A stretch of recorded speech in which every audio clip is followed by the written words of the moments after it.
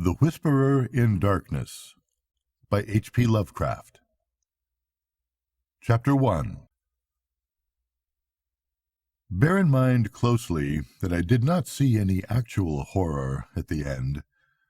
To say that a mental shock was the cause of what I inferred, that last straw which sent me racing out of the lonely Akeley farmhouse and through the wild domed hills of Vermont in a commandeered motor at night, is to ignore the plainest facts of my final experience. Notwithstanding the deep things I saw and heard, and the admitted vividness the impression produced on me by these things, I cannot prove even now whether I was right or wrong in my hideous inference. For after all, Akeley's disappearance establishes nothing. People found nothing amiss in his house, despite the bullet marks on the outside and inside. It was just as though he had walked out casually for a ramble in the hills and failed to return. There was not even a sign that a guest had been there, or that those horrible cylinders and machines had been stored in the study.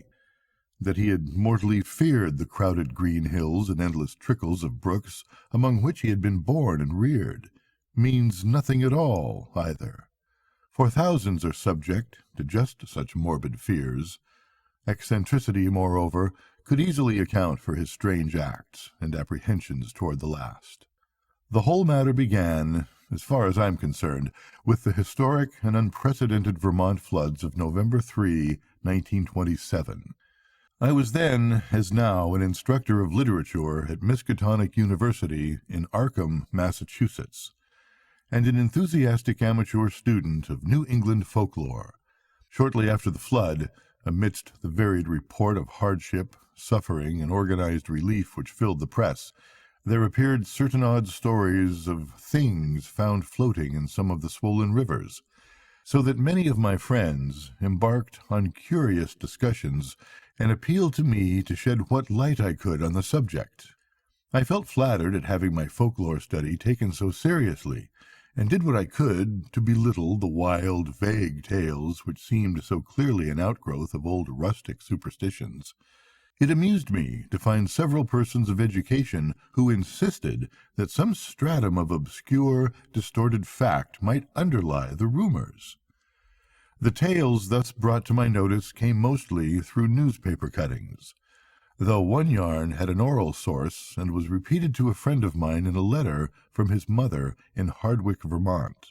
The type of thing described was essentially the same in all cases, though there seemed to be three separate instances involved, one connected with the Winooski River near Montpelier, another attached to the West River in Windham County beyond Newfane, and a third centering in the Passumpsic in Caledonia County above Lyndonville.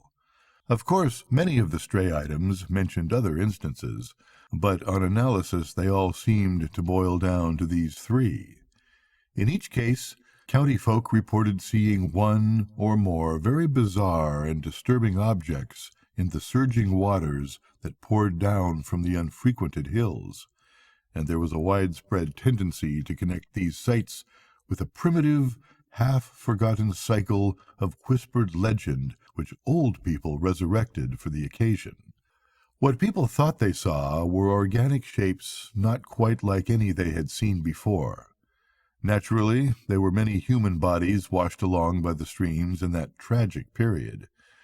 But those who described these strange shapes felt quite sure that they were not human, despite some superficial resemblances in size and general outline. Nor, said the witnesses, could they have been any kind of animal known to Vermont.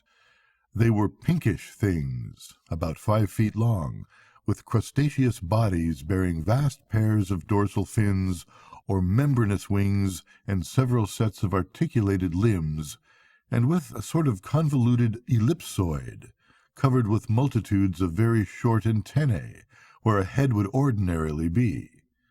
It was really remarkable how closely the reports from different sources tended to coincide, though the wonder was lessened by the fact that the old legends, shared at one time throughout the hill country, furnished a morbidly vivid picture which might well have colored the imaginations of all the witnesses concerned. It was my conclusion that such witnesses, in every case naive and simple backward folk, had glimpsed the battered and bloated bodies of human beings or farm animals in the whirling currents, and had allowed the half-remembered folklore to invest these pitiful objects with fantastic attributes. The ancient folklore, while cloudy, evasive, and largely forgotten by the present generation, was of a highly singular character, and obviously reflected the influence of still earlier Indian tales. I knew it well, though I had never been in Vermont, through the exceedingly rare monograph of Eli Davenport, which embraces material orally obtained prior to 1839 among the oldest people of the state. This material, moreover, closely coincided with tales which I had personally heard from elderly rustics in the mountains of New Hampshire. Briefly summarized, it hinted at a hidden race of monstrous beings which lurked somewhere among the hills, in the deep woods of the highest peaks, and the dark valleys where streams trickle from unknown sources. These beings were seldom glimpsed, but evidence of their presence were reported by those who had ventured farther than usual up the slopes of certain mountains or into certain deep, steep-sided gorges that even the wolves shunned. There were queer footprints or claw prints in the mud of brook margins and barren patches, and curious circles of stones with the grass round them worn away, which did not seem to have been placed or entirely shaped by nature. There were, too, certain caves of problematical depth in the sides of the hills, where mouths closed by boulders in a manner scarcely accidental, and with more than an average quota of the queer prints leading both toward and away from them, if indeed the direction of these prints could be justly estimated. And worst of all, there were the things which adventurous people had seen very rarely in the twilight of the remotest valleys and the dense perpendicular woods above the limits of normal hill climbing.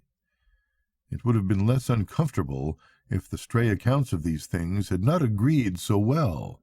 As it was, nearly all the rumors had several points in common, averring that the creatures were a sort of huge, light red crab with many pairs of legs and with two great bat-like wings in the middle of the back.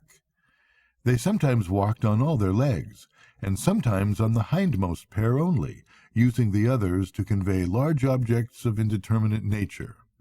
On one occasion they were spied in considerable numbers, a detachment of them wading along a shallow woodland watercourse, 3 abreast, in evidently disciplined formation. Once a specimen was seen flying, launching itself from the top of a bald, lonely hill at night, and vanishing in the sky after its great flapping wings had been silhouetted an instant against the full moon. These things seemed content, on the whole, to let mankind alone, though they were at times held responsible for the disappearance of venturesome individuals, especially persons who built houses too close to certain valleys or too high up on certain mountains. Many localities came to be known as inadvisable to settle in, the feeling persisting long after the cause was forgotten. People would look up at some of the neighboring mountain precipices with a shudder, even when not recalling how many settlers had been lost, and how many farmhouses burnt to ashes on the lower slopes of those grim green sentinels.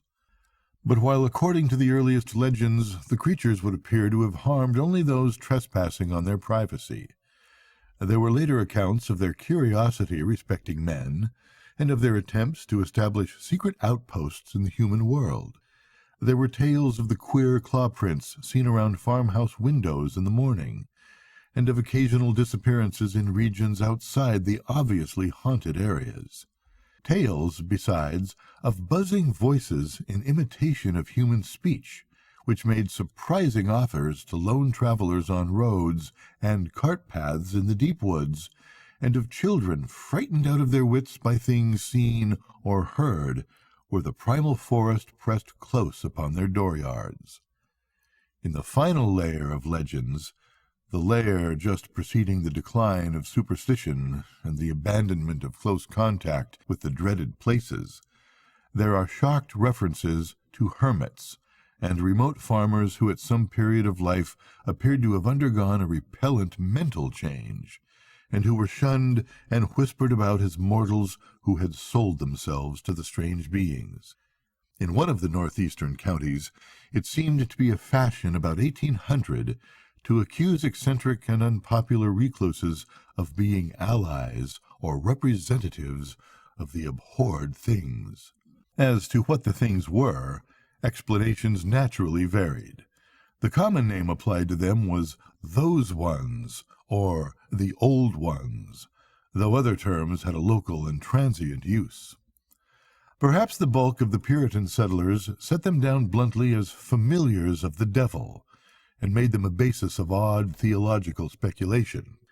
Those with Celtic legendary in their heritage, mainly the Scotch-Irish element of New Hampshire, and their kindred who had settled in Vermont on Governor Wentworth's colonial grants, linked them vaguely with the malign fairies and little people of the bogs and raths, and protected themselves with scraps of incantation handed down through many generations. But the Indians had the most fantastic theories of all. While different tribal legends differed, there was a marked consensus of belief in certain vital particulars, it being unanimously agreed that the creatures were not native to this earth. The Pennacook myths, which were the most consistent and picturesque, taught that the winged ones came from the great bear in the sky, and had mines in our earthly hills whence they took a kind of stone they could not get on any other world. They did not live here, said the myths, but merely maintained outposts and flew back with vast cargoes of stone to their own stars in the north.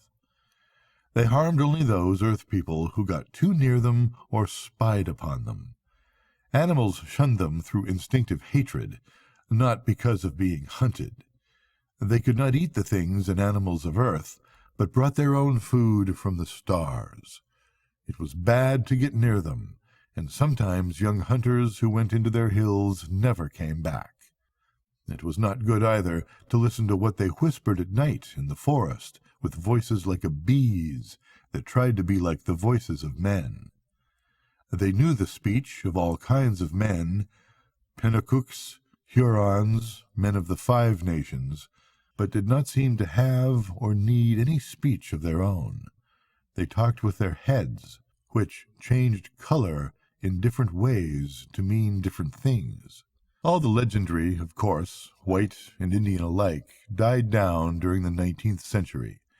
Except for occasional atavistical flare-ups, the ways of the Vermonters became settled, and once their habitual paths and dwellings were established according to a certain fixed plan, they remembered less and less what fears and avoidances had determined that plan, and even that there had been any fears or avoidances.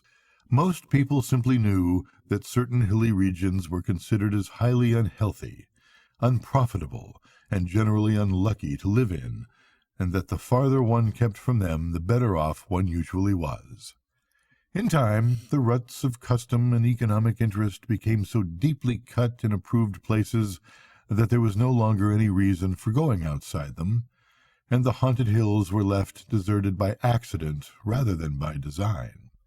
Save during infrequent local scares, only wonder-loving grandmothers and retrospective nonagenarians ever whispered of beings dwelling in those hills, and even such whispers admitted that there was not much to fear from those things, now that they were used to the presence of houses and settlements, and now that human beings let their chosen territory severely alone. All this I had known long from my reading, and from certain folk tales picked up in New Hampshire. Hence, once the flood-time rumors began to appear, I could easily guess what imaginative background had evolved them. I took great pains to explain this to my friends, and was correspondingly amused when several contentious souls continued to insist on a possible element of truth in the reports. Such persons tried to point out that the early legends had a significant persistence and uniformity, and that the virtually unexplored nature of the Vermont hills made it unwise to be dogmatic about what might or what might not dwell among them. Nor could they be silenced by my assurance that all the myths were of a well-known pattern common to most of mankind and determined by early phases of imaginative experience which always produced the same type of delusion. It was of no use to demonstrate to such opponents that the Vermont myths differed by little in essence from those universal legends of natural personification which filled the ancient world with fauns and dryads and satyrs, suggested the Calicanzari of modern Greece, and gave to wild Wales and Ireland their dark hints of strange, small, and terrible hidden races of troglodytes and burrowers. No use either to point out that even the more startling similar belief of the Nepalese hill tribes in the dreaded Migo, or abominable snowmen who lurk hideously amidst the ice and rock pinnacles of the Himalayan summits. When I brought up this evidence, my opponents turned it against me by claiming that it must imply some actual historicity for the ancient tales, that it must argue the real existence of some queer elder earth race, driven to hiding after the advent and dominance of mankind, which might very conceivably have survived in reduced numbers to relatively recent times or even to the present. The more I laughed at such theories, the more these stubborn friends asseverated them, adding that even without the heritage of legend, the recent reports were too clear. Consistent, detailed, insanely prosaic in manner of telling, to be completely ignored. 2 or 3 fanatical extremists went so far as to hint at possible meanings in the ancient Indian tales which gave the hidden beings a non-terrestrial origin, citing the extravagant books of Charles Fort, with their claims that voyagers from other worlds and outer space have often visited the earth.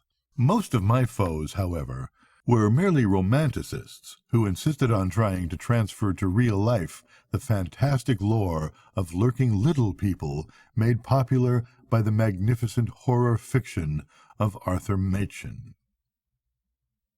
Chapter 2. As was only natural under the circumstances, this piquant debating finally got into print in the form of letters to the Arkham Advertiser, some of which were copied in the press of those Vermont regions whence the flood stories came.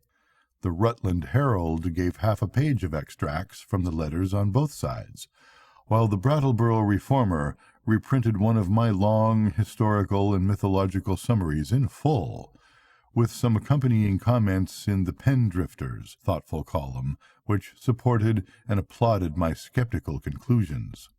By the spring of 1928, I was almost a well-known figure in Vermont, notwithstanding the fact that I had never set foot in the state. Then came the challenging letters from Henry Akeley, which impressed me so profoundly, and which took me for the first and last time to that fascinating realm of crowded green precipices and muttering forest streams. Most of what I know of Henry Wentworth Akeley was gathered by correspondence with his neighbors, and with his only son in California, after my experience in his lonely farmhouse. He was, I discovered, the last representative on his home soil of a long, locally distinguished line of jurists, administrators, and gentlemen agriculturalists. In him, however, the family mentally had veered away from practical affairs to pure scholarship, so that he had been a notable student of mathematics, astronomy, biology, anthropology, and folklore at the University of Vermont. I had never previously heard of him, and he did not give many autobiographical details in his communications, but from the first I saw he was a man of character, education, and intelligence, albeit a recluse with very little worldly sophistication. Despite the incredible nature of what he claimed, I could not help at once taking Akeley more seriously than I had taken any of the other challengers of my views. For one thing, he was really close to the actual phenomena, visible and tangible, that he speculated so grotesquely about, and for another thing, he was amazingly willing to leave his conclusions in a tentative state like a true man of science. He had no personal preferences to advance, and was always guided by what he took to be solid evidence. Of course, I began by considering him mistaken, but gave him credit for being intelligently mistaken, and at no time did I emulate some of his friends in attributing his ideas and his fear of the lonely green hills to insanity. I could see that there was a great deal to the man, and knew what he reported must surely come from strange circumstance deserving investigation, however little it might have to do with the fantastic causes he assigned. Later on, I received from him certain material proofs which placed the matter on a somewhat different and bewilderingly bizarre basis.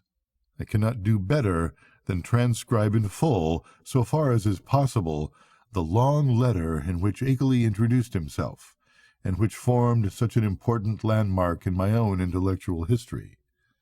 It is no longer in my possession, but my memory holds almost every word of its portentous message, and again I affirm my confidence in the sanity of the man who wrote it. Here is the text, a text which reached me in the cramped, archaic-looking scrawl of one who had obviously not mingled much with the world during his sedate, scholarly life. Rural Free Delivery, No. 2, Townsend, Windham County, Vermont, May 5, 1928. Albert N. Wilmarth, Esquire, 118 Saltonstall Street, Arkham, Massachusetts. My dear Sir, I have read with great interest the Brattleboro Reformer's reprint, April 23, 1928, of your letter on the recent stories of strange bodies seen floating in our flooded streams last fall, and on the curious folklore they so well agree with. It is easy to see why an outlander would take the position you take, and even why Pendrifter agrees with you. That is the attitude generally taken by educated persons both in and out of Vermont, and was my own attitude as a young man. I am now 57.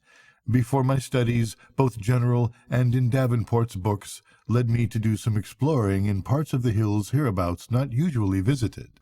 I was directed towards such studies by the queer old tales I used to hear from elderly farmers of the more ignorant sort, but now I wish I had let the whole matter alone. I might say, with all proper modesty, that the subject of anthropology and folklore is by no means strange to me. I took a good deal of it at college, and am familiar with most of the standard authorities, such as Tyler, Lubbock, Fraser, Quatrefages, Murray, Osborne, Keith, Boole, G. Eliot Smith, and so on. It is no news to me that tales of hidden races are as old as all mankind. I have seen the reprints of letters from you, and those agreeing with you in the Rutland Herald, and guess I know about where your controversy stands at the present time. What I desire to say now is, that I am afraid your adversaries are nearer right than yourself.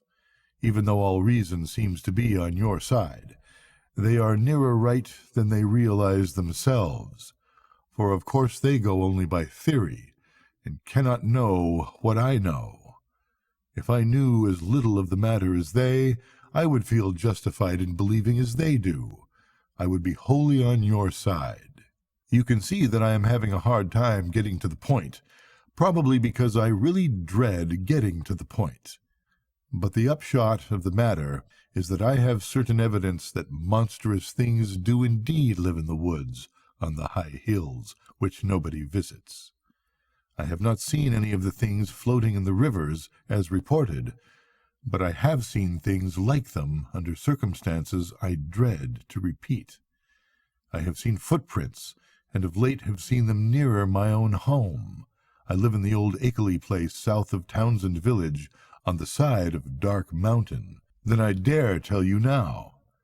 And I have overheard voices in the woods at certain points that I will not even begin to describe on paper.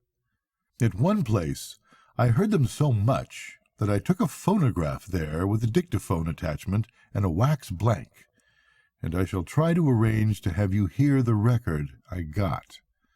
I have run it on the machine for some of the old people up here, and one of the voices had nearly scared them paralyzed by reason of its likeness to a certain voice, that buzzing voice in the woods which Davenport mentions, that their grandmothers have told about and mimicked for them. I know what most people think of a man who tells about hearing voices, but before you draw conclusions, just listen to this record and ask some of the older backwoods people what they think of it. If you can account for it normally, very well, but there must be something behind it. Ex nihilo nihil fit, you know. Now, my object in writing to you is not to start an argument, but to give you information which I think a man of your tastes will find deeply interesting. This is private. Publicly, I am on your side, for certain things show me that it does not do for people to know too much about these matters. My own studies are not wholly private, and I would not think of saying anything to attract people's attention and cause them to visit the places I have explored.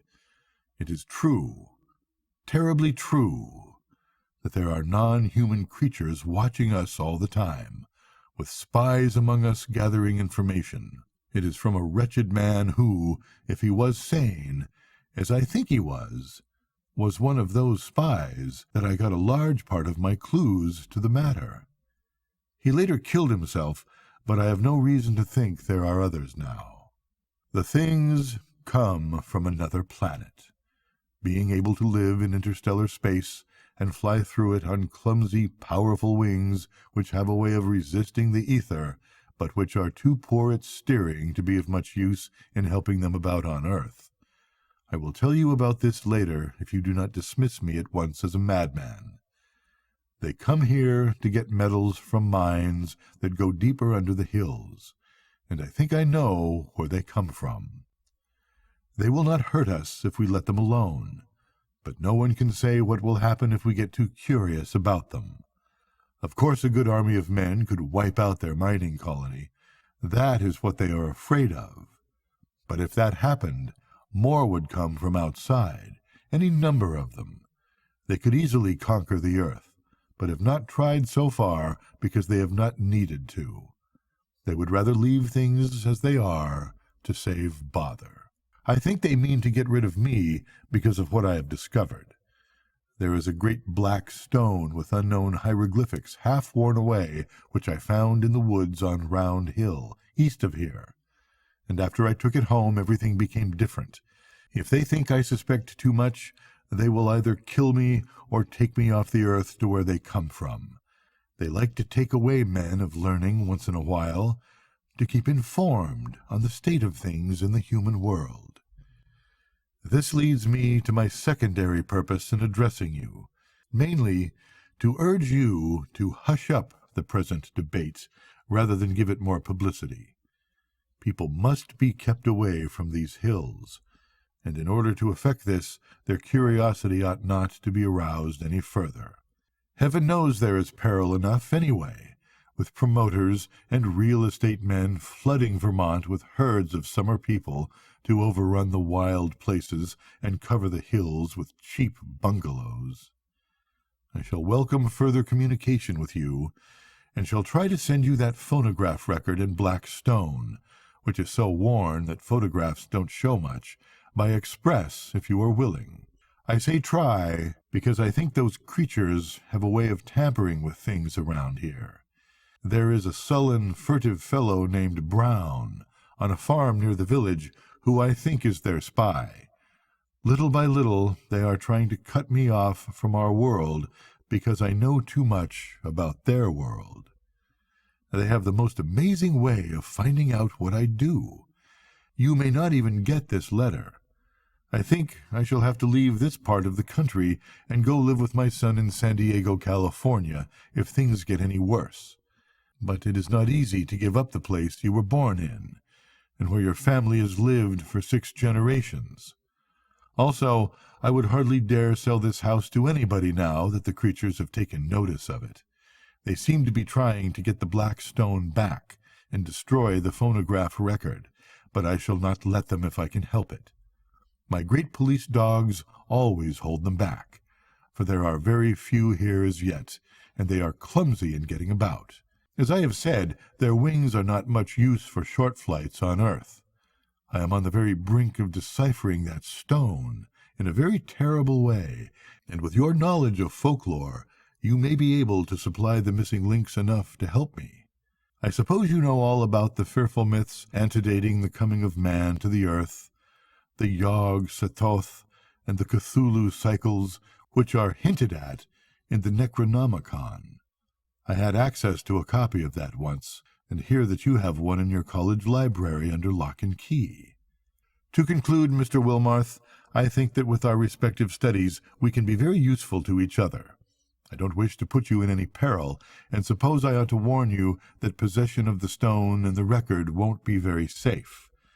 But I think you will find any risks worth running for the sake of knowledge. I will drive down to Newfane or Brattleboro to send whatever you authorize me to send, for the express offices there are more to be trusted. I might say that I live quite alone now, since I can't keep hired help any more. They won't stay because of the things that try to get near the house at night, and that keep the dogs barking continually. I am glad I didn't get as deep as this into the business while my wife was alive, for it would have driven her mad. Hoping that I am not bothering you unduly, and that you will decide to get in touch with me rather than throw this letter into the wastebasket as a madman's raving, I am yours, very true, Henry W. Akeley. P.S. I am making some extra prints of certain photographs taken by me, which I think will help to prove a number of the points I have touched on. The old people think they are monstrously true. I shall send you these very soon, if you are interested. H.W.A. It would be difficult to describe my sentiments upon reading this strange document for the first time. By all ordinary rules, I ought to have laughed more loudly at these extravagances than at the far milder theories which had previously moved me to mirth. Yet something in the tone of the letter made me take it with paradoxical seriousness. Not that I believed for a moment in the hidden races from the stars which my correspondent spoke of, but that, after some grave preliminary doubts, I grew to feel oddly sure of his sanity and sincerity, and of his confrontation by some genuine, though singular and abnormal phenomenon which he could not explain except in this imaginative way. It could not be as he thought it, I reflected. Yet, on the other hand, it could not be otherwise than worthy of investigation. The man seemed unduly excited and alarmed about something, but it was hard to think that all cause was lacking. He was so specific and logical in certain ways, and after all, his yarn did fit in so perplexingly well with some of the old myths, even the wildest Indian legends, that he had really overheard disturbing voices in the hills, and had really found the black stone he spoke about was wholly possible despite the crazy inferences he had made. Inferences probably suggested by the man who had claimed to be a spy of the outer beings and had later killed himself. It was easy to deduce that this man must have been wholly insane, but that he probably had a streak of perverse outward logic which made the native Akeley, already prepared for such things by his folklore studies, believe his tale. As for the latest developments, it appeared from his inability to keep hired help that Akeley's humbler rustic neighbors were as convinced as he that his house was besieged by uncanny things at night. The dogs really barked, too. And then the matter of that phonograph record, which I could not but believe he had obtained in the way he said. It must mean something, whether animal noises, deceptively like human speech, or the speech of some hidden, night-haunting human being decayed to a state not much above that of lower animals. From this my thoughts went back to the black hieroglyphed stone, and to speculations upon what it might mean. And then, too, what of the photographs which Akeley said he was about to send, and which the old people had found so convincingly terrible? As I reread the cramped handwriting, I felt as never before my credulous opponents might have more on their side than I had conceded. After all, there might be some queer and perhaps hereditarily misshapen outcasts in those shunned hills, even though no such race of star-born monsters as folklore claimed. And if there were, then the presence of strange bodies and the flooded streams would not be wholly beyond belief. Was it too presumptuous to suppose that both the old legends and the recent reports had this much of reality behind them? But even as I harbored these doubts, I felt ashamed that so fantastic a piece of bizarrerie as Henry Akeley's wild letter had brought them up. In the end, I answered Akeley's letter, adopting a tone of friendly interest and soliciting further particulars. His reply came almost by return mail, and contained, true to promise, a number of Kodak views of scenes and objects, illustrating what he had to tell. Glancing at these pictures as I took them from the envelope, I felt a curious sense of fright and nearness to forbidden things, for in spite of the vagueness of most of them, they had a damnably suggestive power which was intensified by the fact of their being genuine photographs, actual optical links with what they portrayed, and the product of an impersonal transmitting process without prejudice, fallibility, or mendacity. The more I looked at them, the more I saw that my previous estimate of Akeley and his story had not been unjustified. Certainly these pictures carried conclusive evidence of something in the Vermont hills which was at least vaguely outside the radius of our common knowledge and belief. The worst thing of all was the footprint, a view taken where the sun shone on a mud patch somewhere in a deserted upland. This was no cheaply counterfeited thing. I could see at a glance, for the sharply defined pebbles and grass blades in the field of vision gave a clear index of scale and left no possibility of a tricky double exposure. I have called the thing a footprint, but claw print would be a better term. Even now I can scarcely describe it save to say that it was hideously crab-like, and that there seemed to be some ambiguity about its direction. It was not a very deep or fresh print, but seemed to be about the size of an average man's foot. From a central pad, pairs of saw-toothed nippers projected in opposite directions, quite baffling as to function, if indeed the whole object were exclusively an organ of locomotion.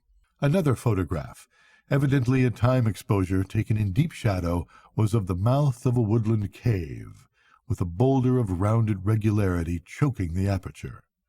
On the bare ground in front of it, one could just discern a dense network of curious tracks, and when I studied the picture with a magnifier, I felt uneasily sure that the tracks were like the ones in the other view. A third picture showed a druid-like circle of standing stones on the summit of a wild hill. Around the cryptic circle the grass was very much beaten down and worn away, though I could not detect any footprints even with the glass. The extreme remoteness of the place was apparent from the veritable sea of tenantless mountains which formed the background and stretched away toward a misty horizon.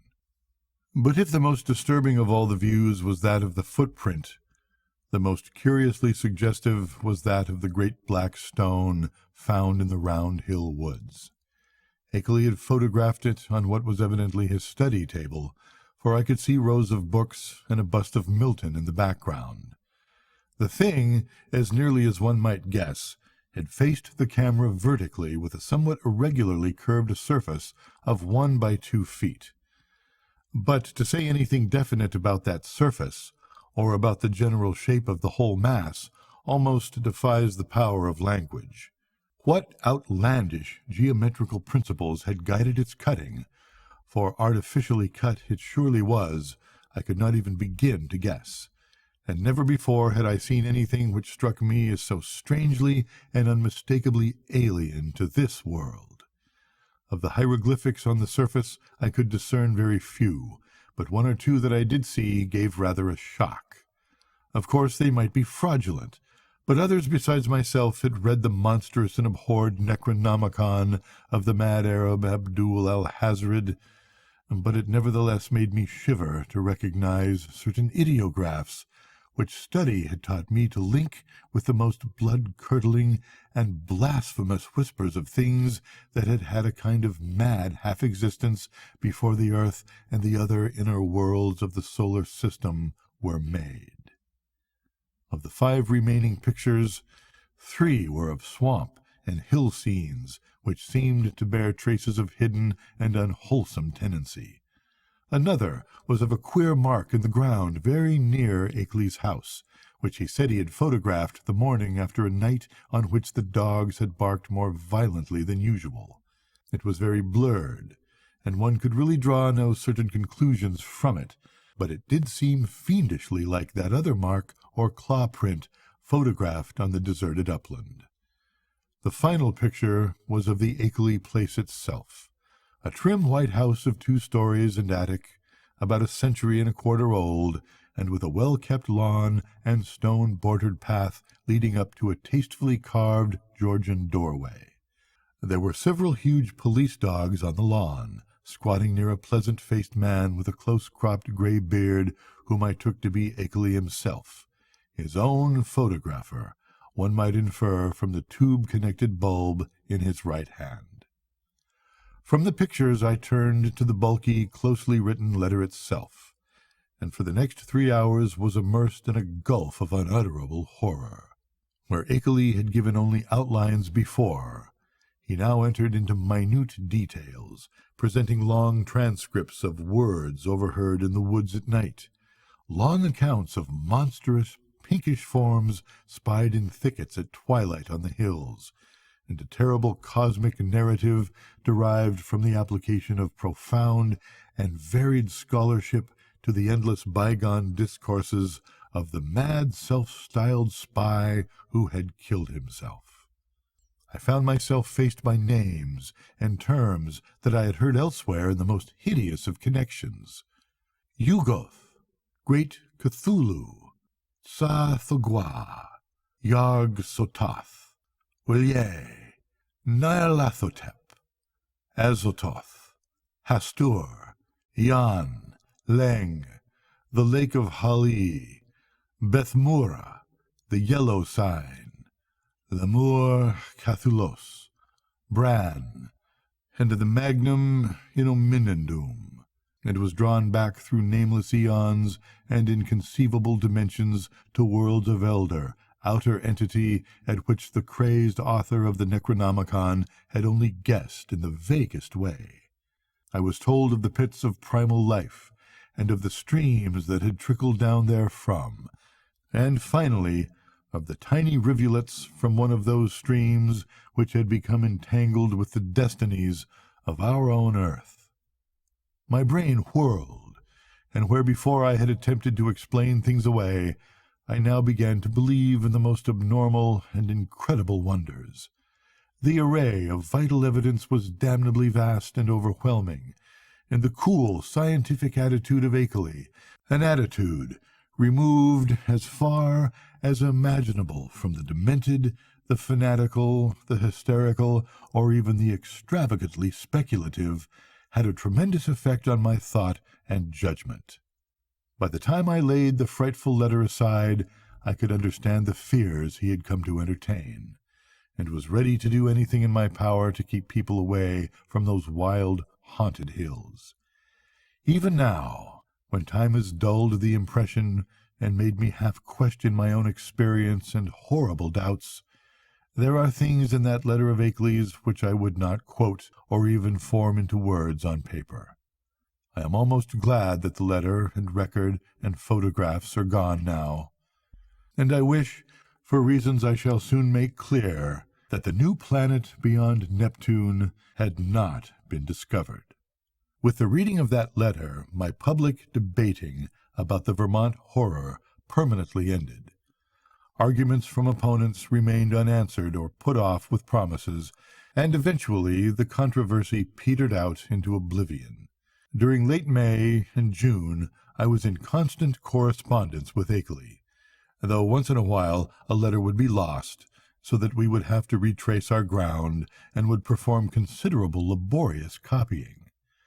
What we were trying to do, as a whole, was to compare notes in matters of obscure mythological scholarship, and arrive at a clearer correlation of the Vermont horrors with the general body of primitive world legend.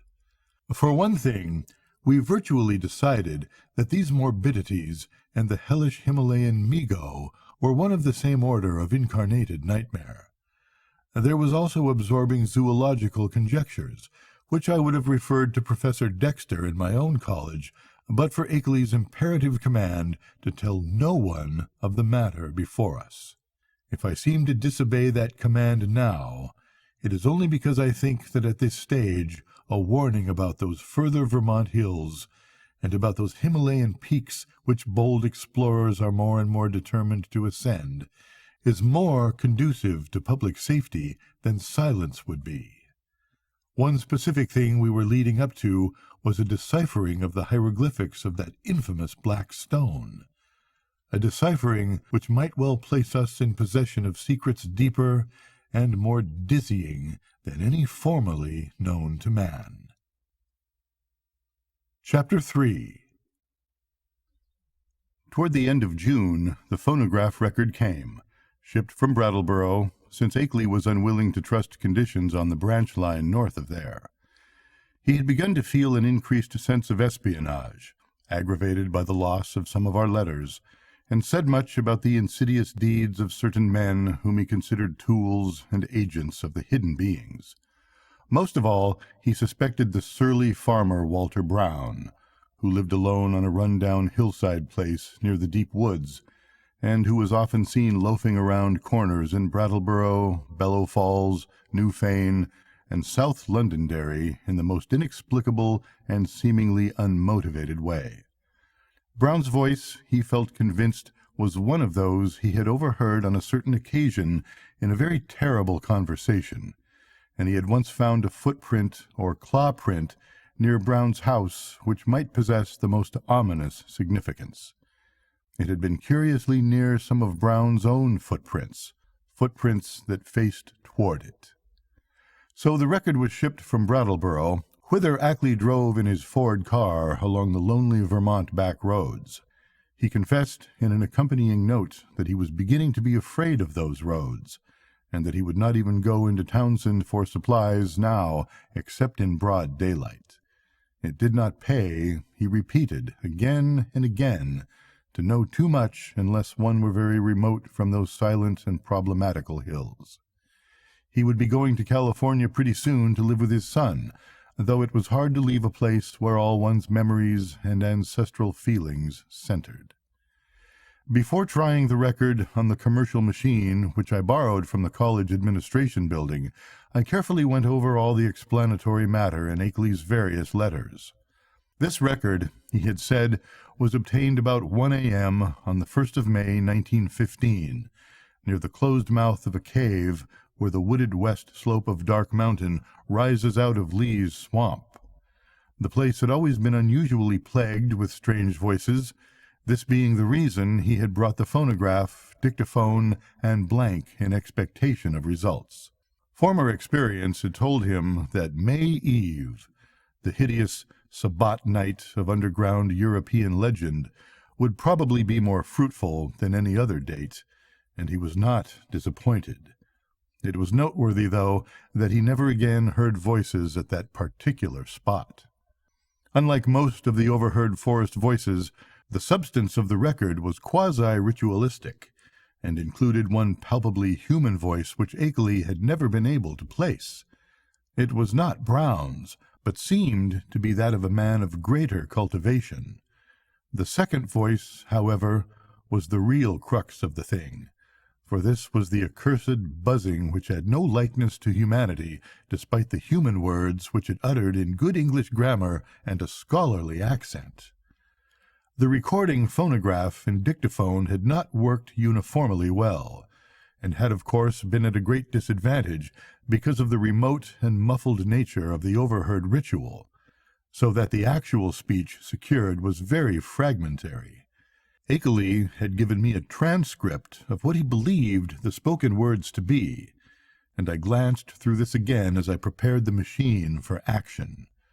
The text was darkly mysterious rather than openly horrible, though a knowledge of its origin and manner of gathering gave it all the associative horror which any words could well possess. I will present it here in full as I remember it, and I am fairly confident that I know it correctly by heart, not only from reading the transcript, but from playing the record itself over and over again. It is not a thing which one might readily forget. Indistinguishable sounds. A cultivated male human voice is the lord of the wood, even too, and the gifts of the men of Lang. So from the wells of night to the gulfs of space, and from the gulfs of space to the wells of night, ever the praises of great Cthulhu, of Sathagwa, and of him who is not to be named.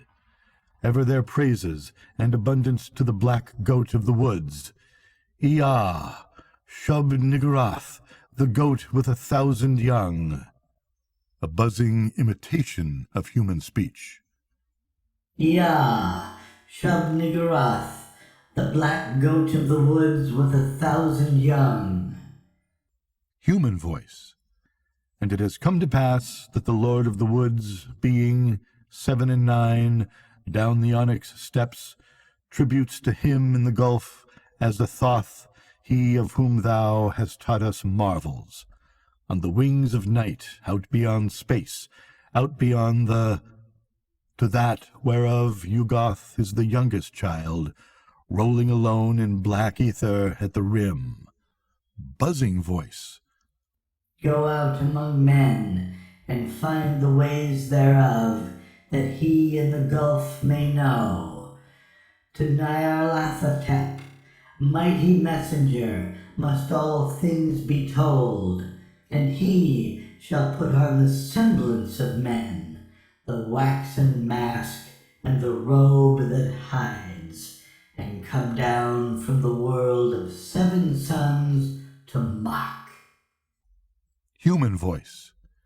Nyarlathotep, great messenger, bringer of strange joy to Yugoth through the void, father of the 1,000,000 favored ones, stalker among... Speech cut off by end of record. Such were the words for which I was to listen to when I started the phonograph.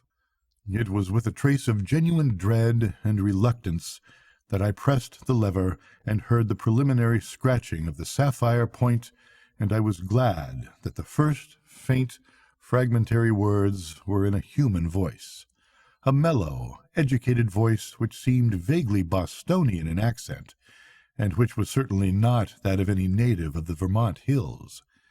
As I listened to the tantalizingly feeble rendering, I seemed to find the speech identical with Akeley's carefully prepared transcript. On it chanted, and in that mellow Bostonian voice, Ea, Shub-Niggurath, the goat with 1,000 young. And then I heard the other voice. To this hour I shudder retrospectively when I think of how it struck me, prepared though I was by Akeley's accounts. Those to whom I have since described the record profess to find nothing but cheap imposture or madness in it. Could they have the accursed thing itself, or read the bulk of Akeley's correspondence, especially that terrible and encyclopedic second letter, I know they would think differently. It is, after all, a tremendous pity that I did not disobey Akeley and play the record for others. A tremendous pity, too, that all of his letters were lost. To me, with my first-hand impression of the actual sounds, and with my knowledge of the background and surrounding circumstances, the voice was a monstrous thing. It swiftly followed the human voice in ritualistic response, but in my imagination it was a morbid echo, winging its way across unimaginable abysses from unimaginable outer hells.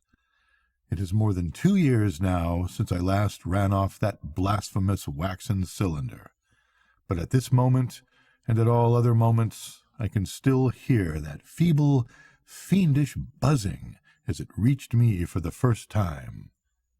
Ea, Shub-Niggurath, the black goats of the woods with 1,000 young. But though the voice is always in my ears, I have not yet even been able to analyze it well enough for a graphic description.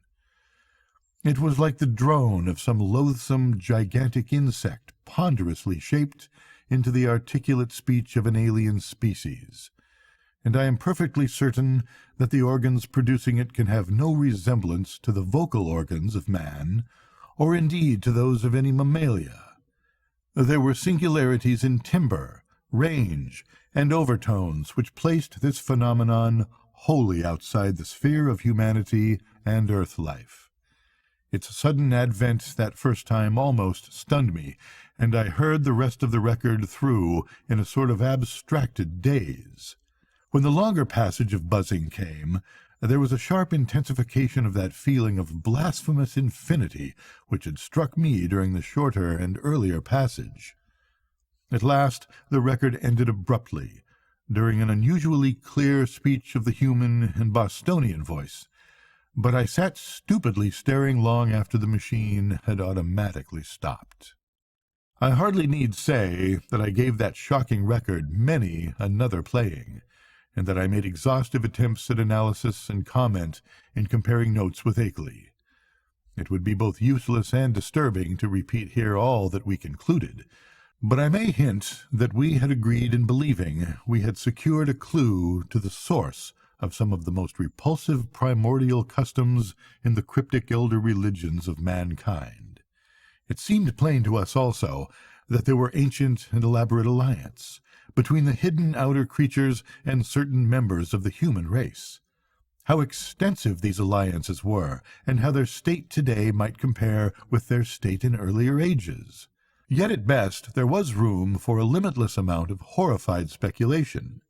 There seemed to be an awful, immemorial linkage in several definite stages betwixt man and nameless infinity.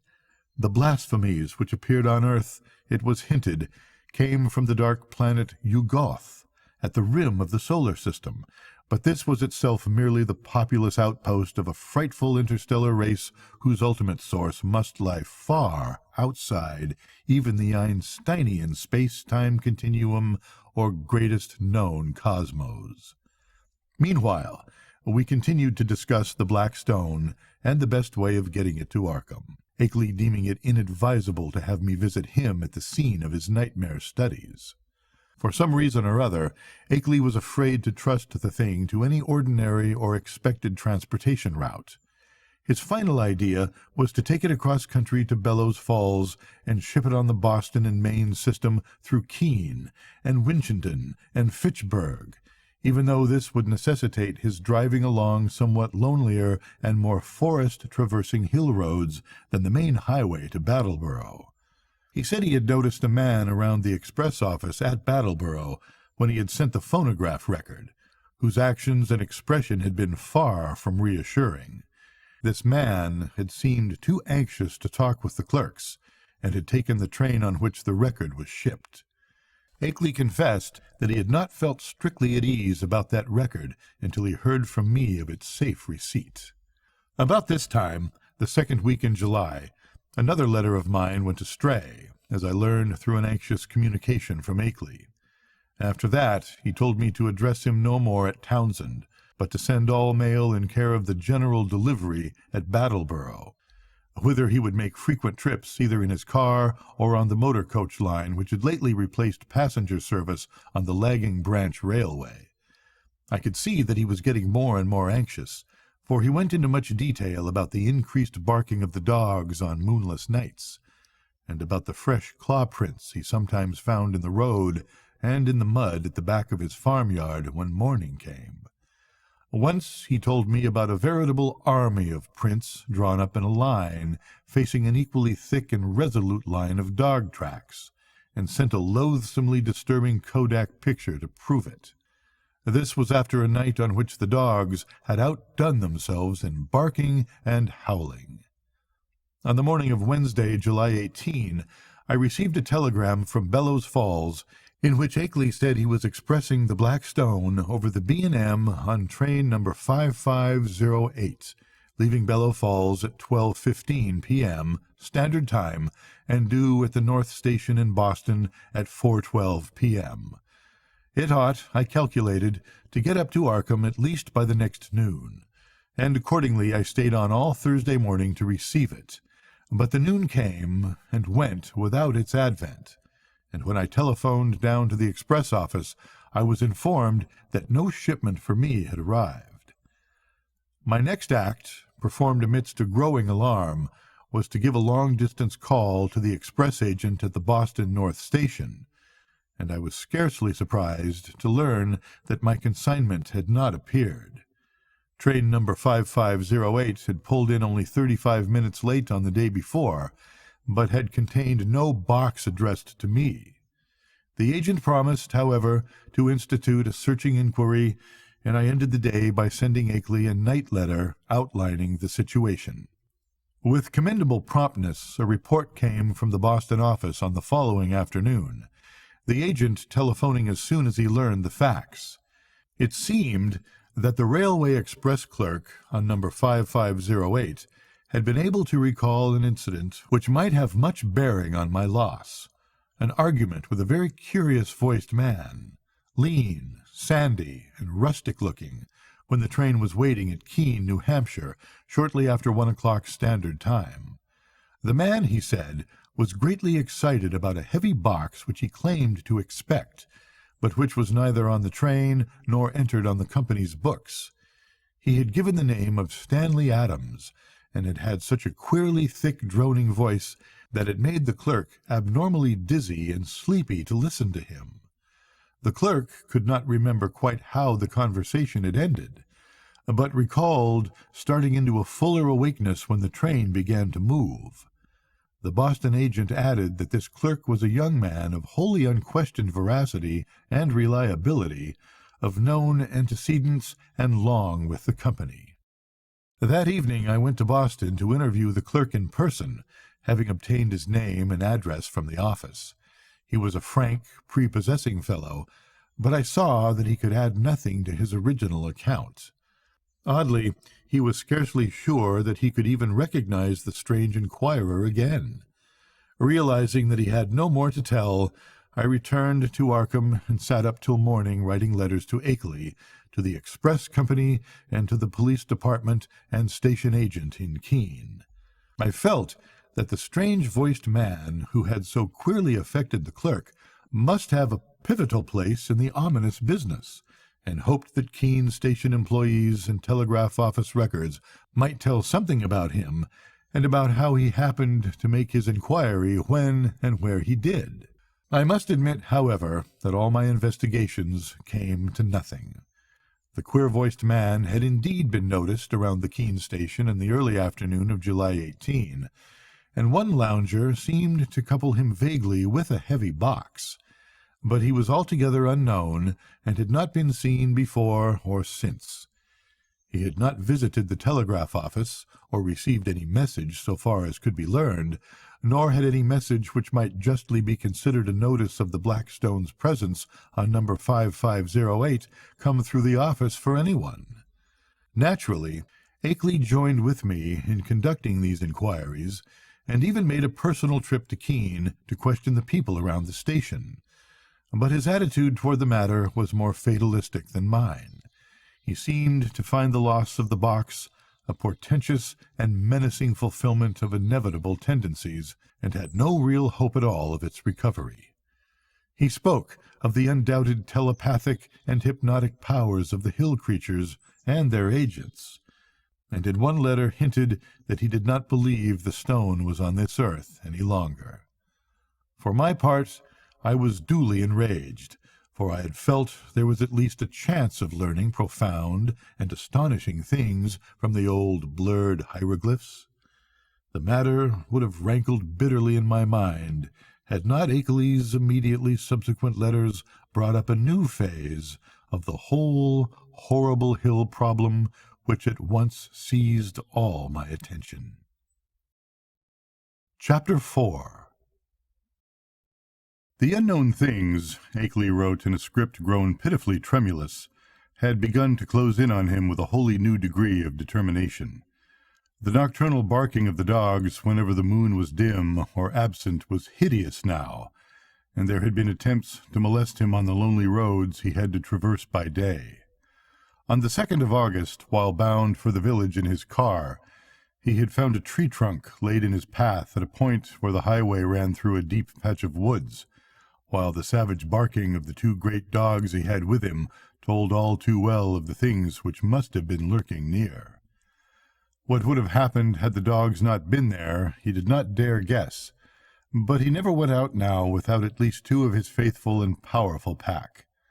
Other road experiences had occurred on August 5th and 6th, a shot grazing his car on one occasion, and the barking of the dogs telling of unholy woodland presences on the other. On August 15th, I received a frantic letter which disturbed me greatly, and which made me wish Hakeley could put aside his lonely reticence and call in the aid of the law. There had been frightful happenings on the night of the 12th through the 13th, bullets flying outside the farmhouse, and 3 of the 12 great dogs being found shot in the morning. There were myriads of claw prints in the road, with the human prints of Walter Brown among them. Hakeley had started to telephone to Brattleboro for more dogs, but the wire had gone dead before he had a chance to say much. Later, he went on to Brattleboro in his car, and learned there that linemen had found the main cable neatly cut at a point where it ran through the deserted hills north of Newfane.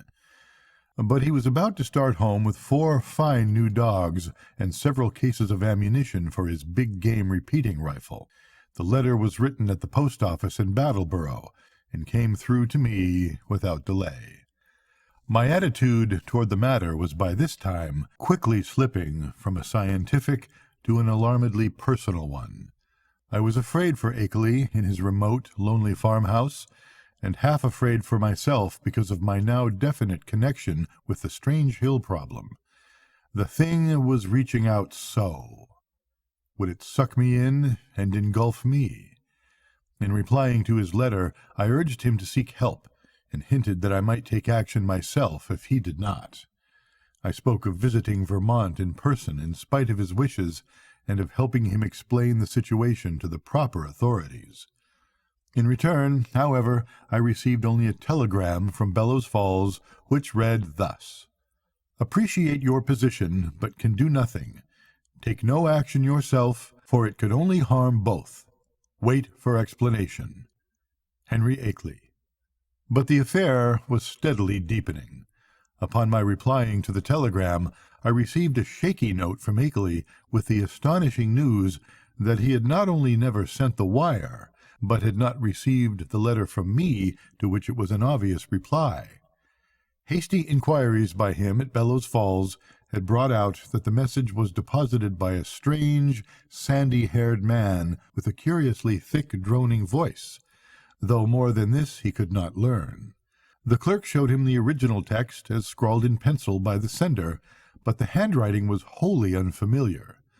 It was noticeable that the signature was misspelled, Akeley, without the second E.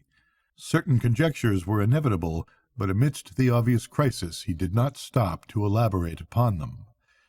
He spoke of the death of more dogs and the purchase of still others, and of the exchange of gunfire which had become a settled feature each moonless night. Brown's prints, and the prints of at least 1 or 2 more shod human figures, were now found regularly among the claw prints in the road and at the back of the farmyard. It was, Hakeley admitted, a pretty bad business, and before long he would probably have to go to live with his California son, whether or not he could sell the old place. But it was not easy to leave the only spot one could really think of as home. He must try to hang on a little longer. Perhaps he could scare off the intruders, especially if he openly gave up all further attempts to penetrate their secrets. Writing Hakeley at once, I renewed my offers of aid, and spoke again of visiting him and helping him convince the authorities of his dire peril. In his reply, he seemed less set against that plan than his past attitude would have led one to predict, but said he would like to hold off a little while longer, long enough to get his things in order and reconcile himself to the idea of leaving an almost morbidly cherished birthplace. People looked askance at his studies and speculations, and it would be better to get quietly off without setting the countryside in a turmoil and creating widespread doubts of his own sanity. He had had enough, he admitted, but he wanted to make a dignified exit if he could. The letter reached me on the 28th of August, and I prepared and mailed as encouraging a reply as I could. Apparently, the encouragement had effect, for Akeley had few terrors to report when he acknowledged my note. He was not very optimistic, though, and expressed the belief that it was only the full moon season which was holding the creatures off. He hoped there would not be many densely cloudy nights, and talked vaguely of boarding in Bartleboro when the moon waned. Again I wrote him encouragingly, but on September 5th there came a fresh communication which had obviously crossed my letter in the mails, and to this I could not give any such hopeful response. In view of its importance, I believe I had better give it in full, as best I can do from memory of the shaky script. It ran substantially as follows. Monday. Dear Wilmarth, a rather discouraging postscript to my last. Last night was thickly cloudy, though no rain, and not a bit of moonlight got through. Things were pretty bad, and I think the end is getting near, in spite of all we have hoped. After midnight something landed on the roof of the house, and the dogs all rushed up to see what it was. I could hear them snapping and tearing around, and then one managed to get on the roof by jumping from the low L. There was a terrible fight up there, and I heard a frightful buzzing, which I'll never forget. And then there was a shocking smell. About the same time, bullets came through the window and nearly grazed me. I think the main line of the hill creatures had got close to the house when the dogs divided because of the roof business. What was up there, I don't know yet, but I'm afraid the creatures are learning to steer better with their space wings. I put out the light and used the windows for loopholes and raked all around the house with rifle fire aimed just high enough not to hit the dogs. That seemed to end the business, but in the morning I found great pools of blood in the yard, besides pools of a green, sticky stuff that had the worst odor I have ever smelled. I climbed up on the roof and found more of the sticky stuff there. 5 of the dogs were killed. I'm afraid I hit one myself by aiming too low, for he was shot in the back. Now I am setting the panes the shots broke, and am going to Brattleboro for more dogs. I guess the men at the kennels think I am crazy. We'll drop another note later. Suppose I'll be ready for moving in a week or two, though it nearly kills me to think of it. Hastily, Akeley. But this was not the only letter from Akeley to cross mine. On the next morning, September 6th, still another came, this time a frantic scrawl which utterly unnerved me and put me at a loss what to say or do next. Again, I cannot do better than quote the text as faithfully as memory will let me. Tuesday. Clouds didn't break, so no moon again, and going into the wane anyhow. I'd have the house wired for electricity and put in a searchlight if I didn't know they'd cut the cables as fast as they could be mended. I think I am going crazy. It may be that all I have ever written to you is a dream or madness. It was bad enough before, but this time it is too much. They talked to me last night, talked in that cursed buzzing voice, and told me things that I dare not repeat to you. I heard them plainly above the barking of the dogs, and once, when they were drowned out, a human voice helped them. Keep out of this, Wilmarth. It is worse than you and I ever suspected. They don't mean to let me get to California now. They want to take me off alive, or what theoretically and mentally amounts to alive, and not only to Yugoth, but beyond that, away, outside the galaxy, and possibly beyond the last curved rim of space. I told them I wouldn't go where they wish, or in the terrible way they propose to take me, but I'm afraid it will be no use. My place is so far out that they may come by day as well by night before long. 6 more dogs killed, and I felt presences all along the wooded parts of the road when I drove to Brattleboro yesterday. It was a mistake for me to try to send you that phonograph record and black stone. Better smash the record before it's too late. We'll drop you another line tomorrow if I'm still here. Wish I could arrange to get my books and things to Brattleboro and board there. I would run off without anything if I could, but something inside my mind holds me back. I can slip out to Brattleboro, where I ought to be safe, but I feel just as much a prisoner there as at the house, and I seem to know that I couldn't get much farther even if I dropped everything and tried. It is horrible. Don't get mixed up in this. Yours, Akeley. I did not sleep at all the night after receiving this terrible thing, and was utterly baffled as to Akeley's remaining degree of sanity. The substance of the note was wholly insane, yet the manner of expression, in view of all that had gone before, had a grimly potent quality of convincingness. I made no attempt to answer it, thinking it better to wait until Akeley might have time to reply to my latest communication.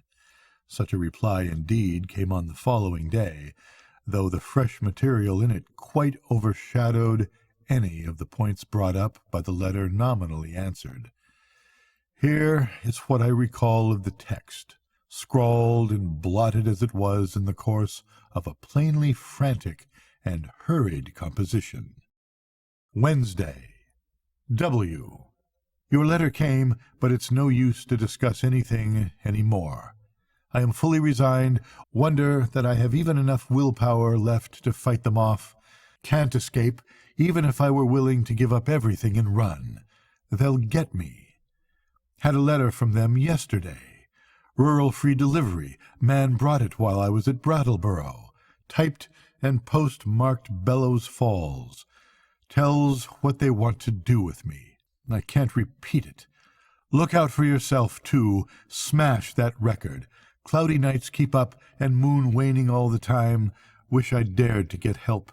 It might brace up my willpower, but everyone who would dare to come at all would call me crazy unless there happened to be some proof. Couldn't ask people to come for no reason at all. Am all out of touch with everybody, and have been for years. But I haven't told you the worst, Wilmarth. Brace up to read this, for it will give you a shock. I am telling the truth, though. It is this. I have seen and touched one of the things, or part of one of the things. God, man, but it's awful. It was dead, of course. One of the dogs had it, and I found it near the kennel this morning.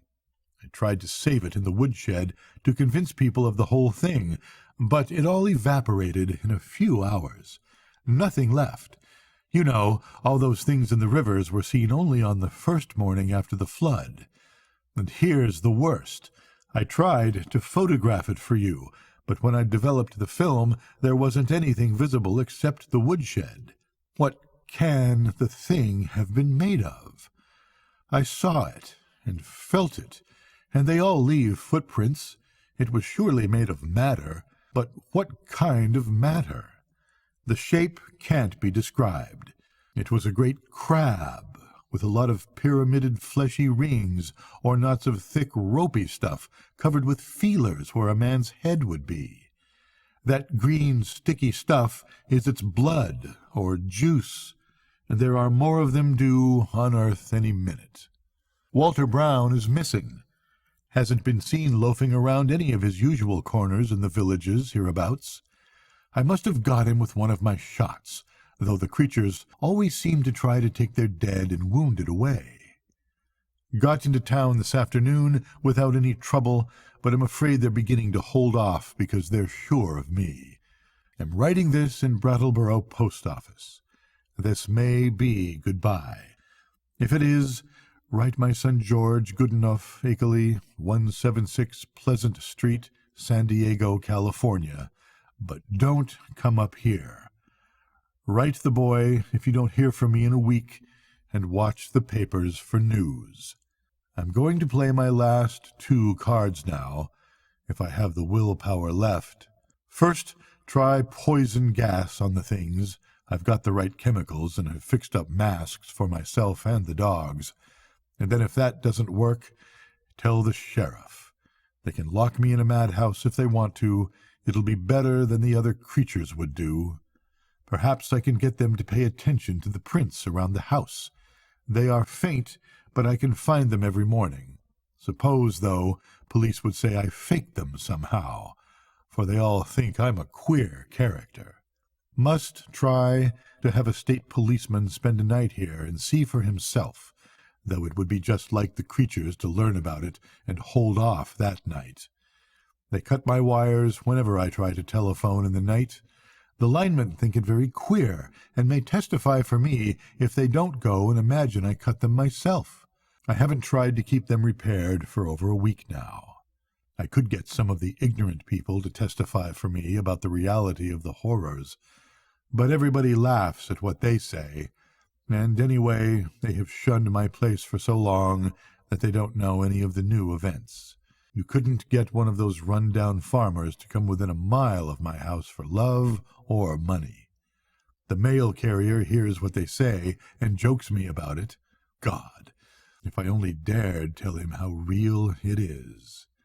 I think I'll try to get him to notice the prints, but he comes in the afternoon, and they're usually about gone by that time. If I keep one by setting a box or pan over it, he'd think surely it was a fake or joke. Wish I hadn't gotten to be such a hermit, so folks don't drop around as they used to. I've never dared show the Black Stone or the Kodiak pictures or play that record to anybody but the ignorant people. The others would say I faked the whole business and do nothing but laugh. But I may yet try showing the pictures. They give those claw prints clearly, even if the things that made them can't be photographed. What a shame nobody else saw that thing this morning before it went to nothing. But I don't know as I care. After what I've been through, a madhouse is as good a place as any. The doctors can help me make up my mind to get away from this house, and that is all that will save me. Write my son George if you don't hear soon. Goodbye, smash that record, and don't mix up in this. Yours, Akeley. This letter frankly plunged me into the blackest of terror. I did not know what to say in answer, but scratched off some incoherent words of advice and encouragement and sent them by registered mail. I recall urging Akeley to move to Brattleboro at once and place himself under the protection of the authorities, adding that I would come to that town with the phonograph record and help convince the courts of his sanity. It was time, too, I think I wrote, to alarm the people generally against this thing in their midst. It will be observed that at this moment of stress, my own belief in all Akeley had told and claimed was virtually complete, though I did think his failure to get a picture of the dead monster was due not to any freak of nature, but to some excited slip of his own. Chapter 5. Then, apparently crossing my incoherent note and reaching me Saturday afternoon, September 8th, came that curiously different and calming letter neatly typed on a new machine. That strange letter of reassurance and invitation, which must have marked so prodigious a transition in the whole nightmare drama of the lonely hills. Again, I will quote from memory, seeking for special reasons to preserve as much of the flavor of the style as I can. It was postmarked Bellows Falls, and the signature as well as the body of the letter was typed, as is frequent with beginners in typing. The text, though, was marvelously accurate for a tyro's work, and I concluded that Akeley must have used a machine at some previous period, perhaps in college. To say that the letter relieved me would be only fair, yet beneath my relief lay a substratum of uneasiness. If Akeley had been sane in his terror, was he now sane in his deliverance? And the sort of improved rapport mentioned, what was it? The entire thing implied such a diametrical reversal of Akeley's previous attitude. But here is the substance of the text, carefully transcribed from a memory in which I take some pride. Townsend, Vermont, Thursday, September 6th, 1928. My dear Wilmarth, it gives me great pleasure to be able to set you at rest regarding all the silly things I've been writing you. I say silly, although by that I mean my frightened attitude rather than my descriptions of certain phenomena. Those phenomena are real and important enough. My mistake had been in establishing an anomalous attitude toward them. I think I mentioned that my strange visitors were beginning to communicate with me, and to attempt such communication. Last night, this exchange of speech became actual. In response to certain signals, I admitted to the house a messenger from those outside, a fellow human, let me hasten to say. He told me much that neither you nor I had even begun to guess, and showed clearly how totally we had misjudged and misinterpreted the purpose of the Outer Ones in maintaining their secret colony on this planet. It seems that the evil legends about what they have offered to men, and what they wish in connection with the earth, are wholly the result of an ignorant misconception of allegorical speech, of course, molded by cultural backgrounds and thought, habits vastly different from anything we dream of. My own conjectures, I freely own, shot as widely past the mark as any one of the guesses of illiterate farmers and savage Indians. What I had thought morbid and shameful and ignominious is in reality awesome and mind-expanding and even glorious. My previous estimate being merely a phase of man's eternal tendency to hate and fear and shrink from the utterly different. Now I regret the harm I have inflicted upon these alien and incredible beings in the course of our nightly skirmishes. If only I had consented to talk peacefully and reasonably with them in the first place. But they bear me no grudge, their emotions being organized very differently from ours. It is their misfortune to have had as their human agents in Vermont some very inferior specimens, the late Walter Brown, for example. He prejudiced me vastly against them. Actually, they have never knowingly harmed men, but have often been cruelly wronged and spied upon by our species. There is a whole secret cult of evil men. A man of your mystical erudition will understand me when I link them with Hastur and the Yellow Sign, devoted to the purpose of tracking them down and injuring them on behalf of monstrous powers from other dimensions. It is against these aggressors, not against normal humanity, that the drastic precautions of the Outer Ones are directed. Incidentally, I learned that many of our lost letters were stolen not by the Outer Ones, but by the emissaries of this malign cult. All that the Outer Ones wish of man is peace and non-molestation and an increasing intellectual rapport. This latter is absolutely necessary now that our inventions and devices are expanding our knowledge and emotions and making it more and more impossible for the Outer Ones' necessary outposts to exist secretly on this planet. The alien beings desire to know mankind more fully, and to have a few of mankind's philosophic and scientific leaders know more about them. With such an exchange of knowledge, all perils will pass, and a satisfactory modus vivendi will be established. The very idea of any attempt to enslave or degrade mankind is ridiculous. As a beginning of this improved rapport, the Outer Ones have naturally chosen me, whose knowledge of them is already so considerable, as their primary interpreter on earth. Much was told me last night, facts of the most stupendous and vista-opening nature, and more will be subsequently communicated to me both orally and in writing. I shall not be called upon to make any trip outside just yet, though I shall probably wish to do so later on, employing special means and transcending everything which we have hitherto been accustomed to regard as human experience. My house will be besieged no longer. Everything has reverted to normal, and the dogs will have no further occupation. In place of terror, I have been given a rich boon of knowledge and intellectual adventure which few other mortals have ever shared. The outer beings are perhaps the most marvelous organic things in or beyond all space and time, members of a cosmos-wide race of which all other life forms are merely degenerate variants.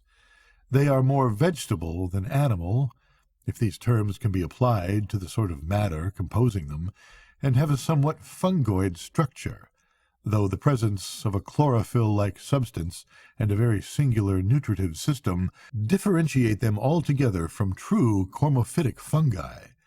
Indeed, the type is composed of a form of matter totally alien to our part of space, with electrons having a wholly different vibration rate. That is why the beings cannot be photographed on the ordinary camera films and plates of our known universe, even though our eyes can see them. With proper knowledge, however, any good chemist could make a photographic emulsion which would record their image. The genus is unique in its ability to traverse the heatless and airless interstellar void in full corporeal form, and some of its variants cannot do this without mechanical aid or curious surgical transpositions. Only a few species have the ether-resisting wings characteristic of the Vermont variety. Those inhabiting certain remote peaks in the Old World were brought in other ways. Their external resemblance to animal life and to the sort of structure we understand as material is a matter of parallel evolution rather than of close kinship. Their brain capacity exceeds that of any other surviving life form, although the winged types of our hill country are by no means the most highly developed.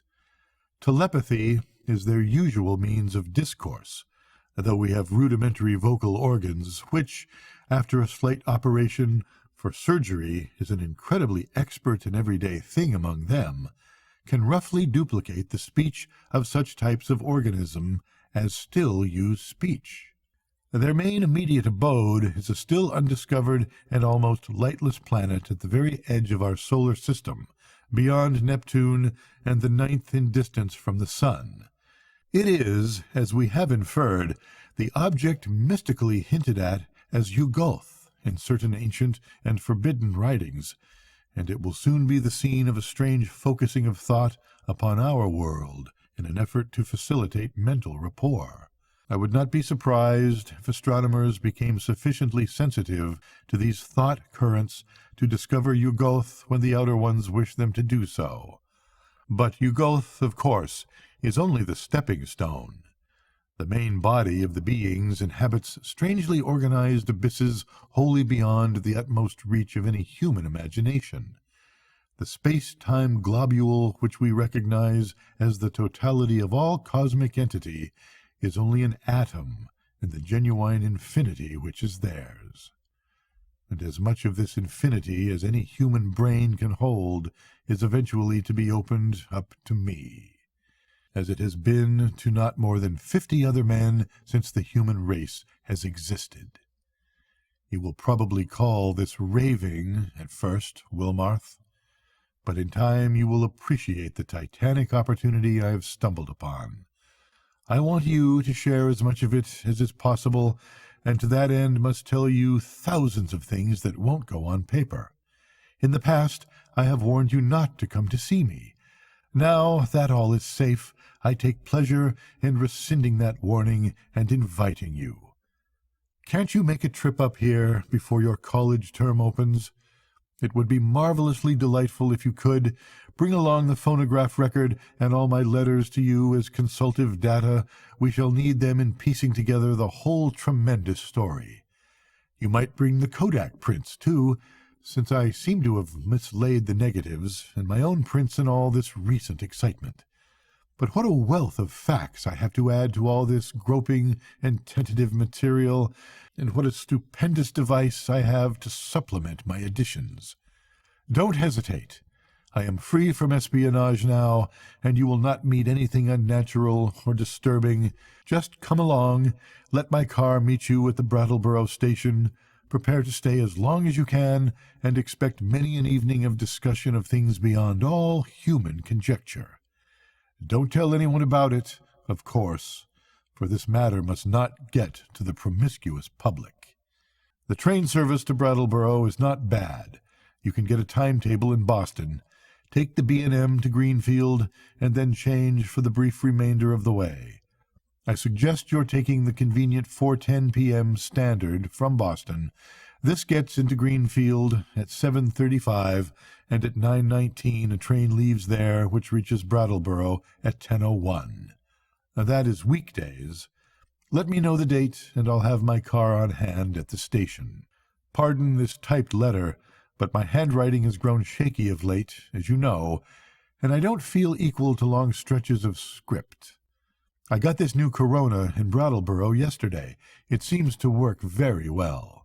Awaiting word, and hoping to see you shortly with the phonograph record and all my letters and the Kodak prints.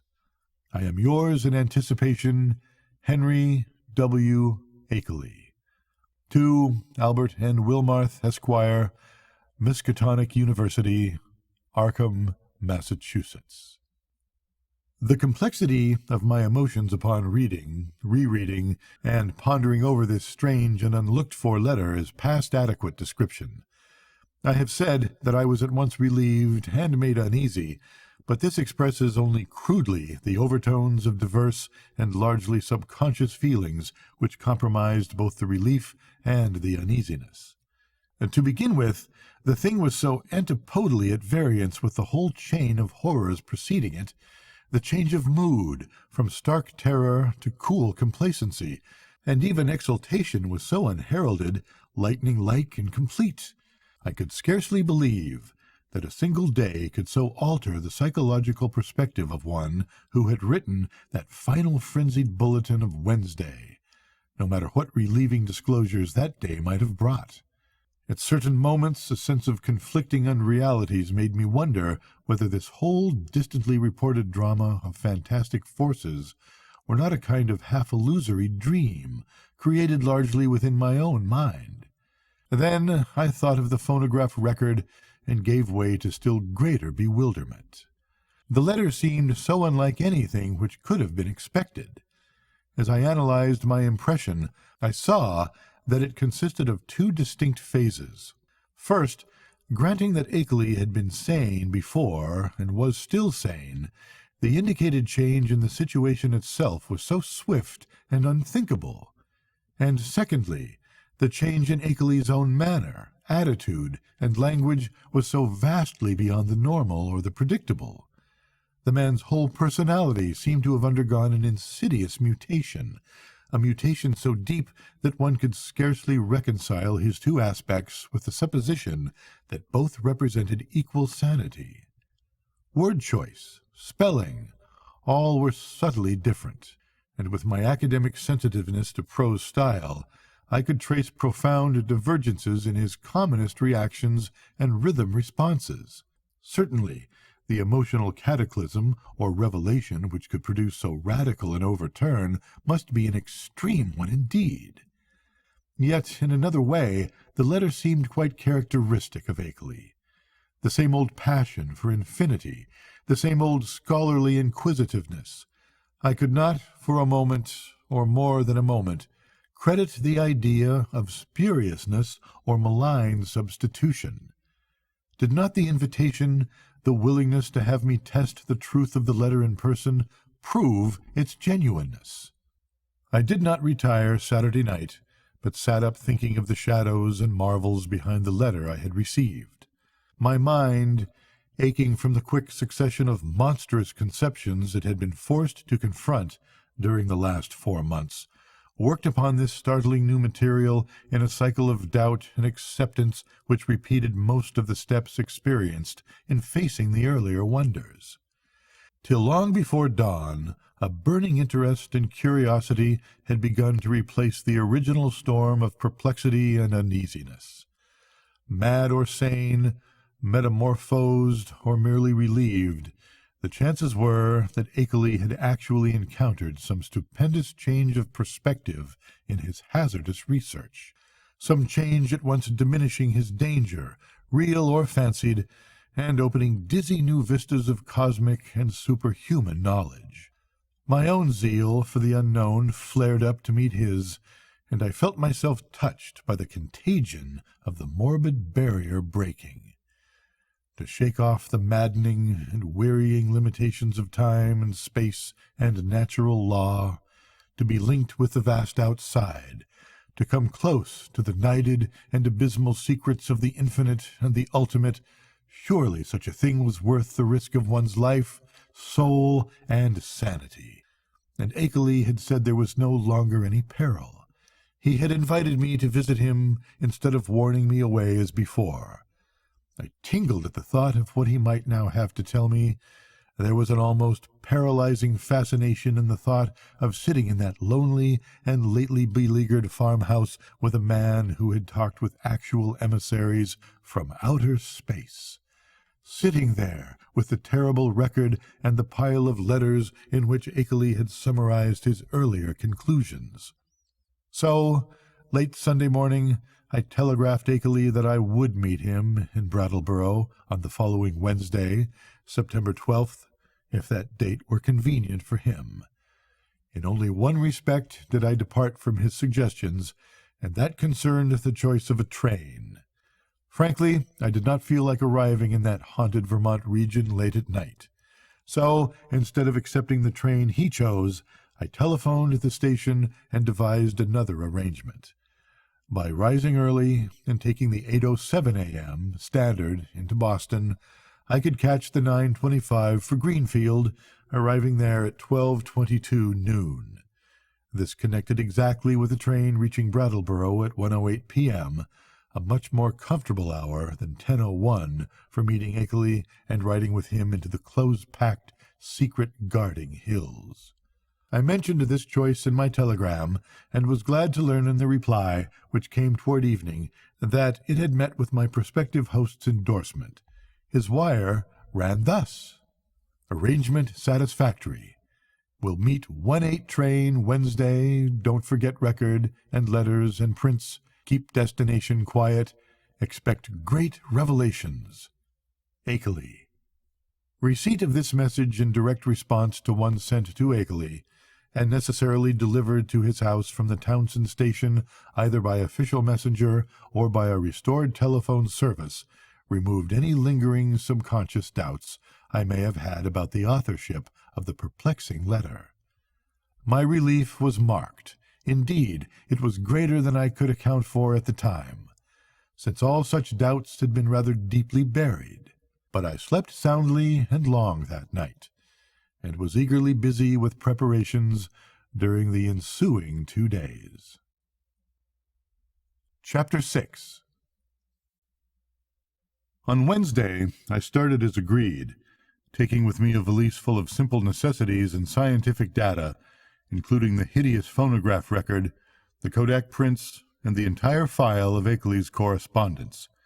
As requested, I had told no one where I was going, for I could see that the matter demanded utmost privacy, even allowing for its most favorable turns. The thought of actual mental contact with alien, outside entities was stupefying enough to my trained and somewhat prepared mind, and this being so, what might one think of its effect on the vast masses of uninformed laymen? I do not know whether dread or adventurous expectancy was uppermost in me as I changed trains at Boston and began the long westward run out of familiar regions into those I knew less thoroughly. Waltham, Concord, Ayr, Fitchburg, Gardiner, Athol. My train reached Greenfield 7 minutes late, but the northbound connecting express had been held. Transferring in haste, I felt a curious breathlessness as the cars rumbled on through the early afternoon sunlight into territories I had always read of but had never before visited. I knew I was entering an altogether older-fashioned and more primitive New England than the mechanized, urbanized coastal and southern areas where all my life had been spent. An unspoiled, ancestral New England without the foreigners and factory smoke, billboards and concrete roads of the sections which modernity had touched. There would be odd survivals of that continuous native life whose deep roots make it the one authentic outgrowth of the landscape, the continuous native life which keeps alive strange ancient memories and fertilizes the soil for shadowy, marvelous, and seldom mentioned beliefs. Now and then I saw the blue Connecticut River gleaming in the sun, and after leaving Northfield we crossed it. Ahead loomed green and cryptical hills, and when the conductor came round I learned that I was at last in Vermont. He told me to set my watch back an hour, since the northern hill country will have no dealings with newfangled daylight time schemes. As I did so, it seemed to me that I was likewise turning the calendar back a century. The train kept close to the river, and across in New Hampshire I could see the approaching slope of steep Wantassequet, about which singular old legends cluster. Then streets appeared on my left, and a green island showed in the stream on my right. People rose and filed to the door, and I followed them. The car stopped, and I alighted beneath the long train shed of the Brattleboro station. Looking over the line of waiting motors, I hesitated a moment to see which one might turn out to be the Akeley Ford. But my identity was divined before I could take the initiative. And yet it was clearly not Akeley himself who advanced to meet me with an outstretched hand and a mellowly phrased query as to whether I was indeed Mr. Albert N. Wilmarth of Arkham. The man bore no resemblance to the bearded, grizzled Akeley of the snapshot, but was a younger and more urbane person, fashionably dressed and wearing only a small, dark mustache. His cultivated voice held an odd and almost disturbing hint of vague familiarity, though I could not definitely place it in my memory. As I surveyed him, I heard him explaining that he was a friend of my prospective hosts who had come down from Townsend in his stead. Akeley, he declared, had suffered a sudden attack of some asthmatic trouble and did not feel equal to making a trip in the outdoor air. It was not serious, however, and there was to be no change in plans regarding my visit. I could not make out just how much this Mr. Noyes, as he announced himself, knew of Akeley's researches and discoveries, though it seemed to me that his casual manner stamped him as a comparative outsider. Remembering what a hermit Akeley had been, I was a trifle surprised at the ready availability of such a friend, but did not let my puzzlement deter me from entering the motor to which he gestured me. It was not the small ancient car I had expected from Akeley's description, but a large and immaculate specimen of recent pattern, apparently Noyes's own, and bearing Massachusetts license plates with the amusing sacred codfish device of that year. My guide, I concluded, must be a summer transient in the Townsend region. Noyes climbed into the car beside me and started it at once.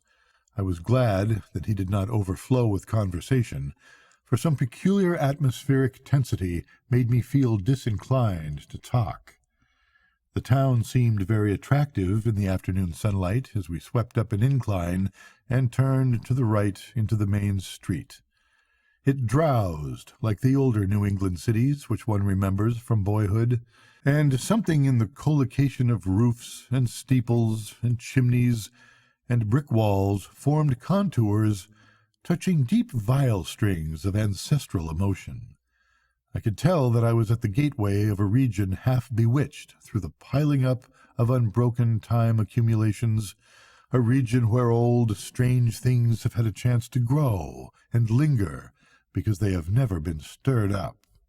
As we passed out of Brattleboro, my sense of constraint and foreboding increased, for a vague quality in the hill-crowded countryside with its towering, threatening, close-pressing green and granite slopes hinted at obscure secrets and immemorial survivals which might or might not be hostile to mankind. For a time our course followed a broad, shallow river which flowed down from unknown hills in the north, and I shivered when my companion told me it was the West River. It was in this stream, I recalled from newspaper items, that one of the morbid crab-like beings had been seen floating after the floods. Gradually, the country around us grew wilder and more deserted. Archaic-covered bridges lingered fearsomely out of the past in pockets of the hills, and the half-abandoned railway track paralleling the river seemed to exhale a nebulously visible air of desolation. There were awesome sweeps of vivid valley where great cliffs rose, New England's virgin granite showing gray and austere through the verdure that scaled the crests. There were gorges where untamed streams leaped, bearing down toward the river the unimagined secrets of 1,000 pathless peaks.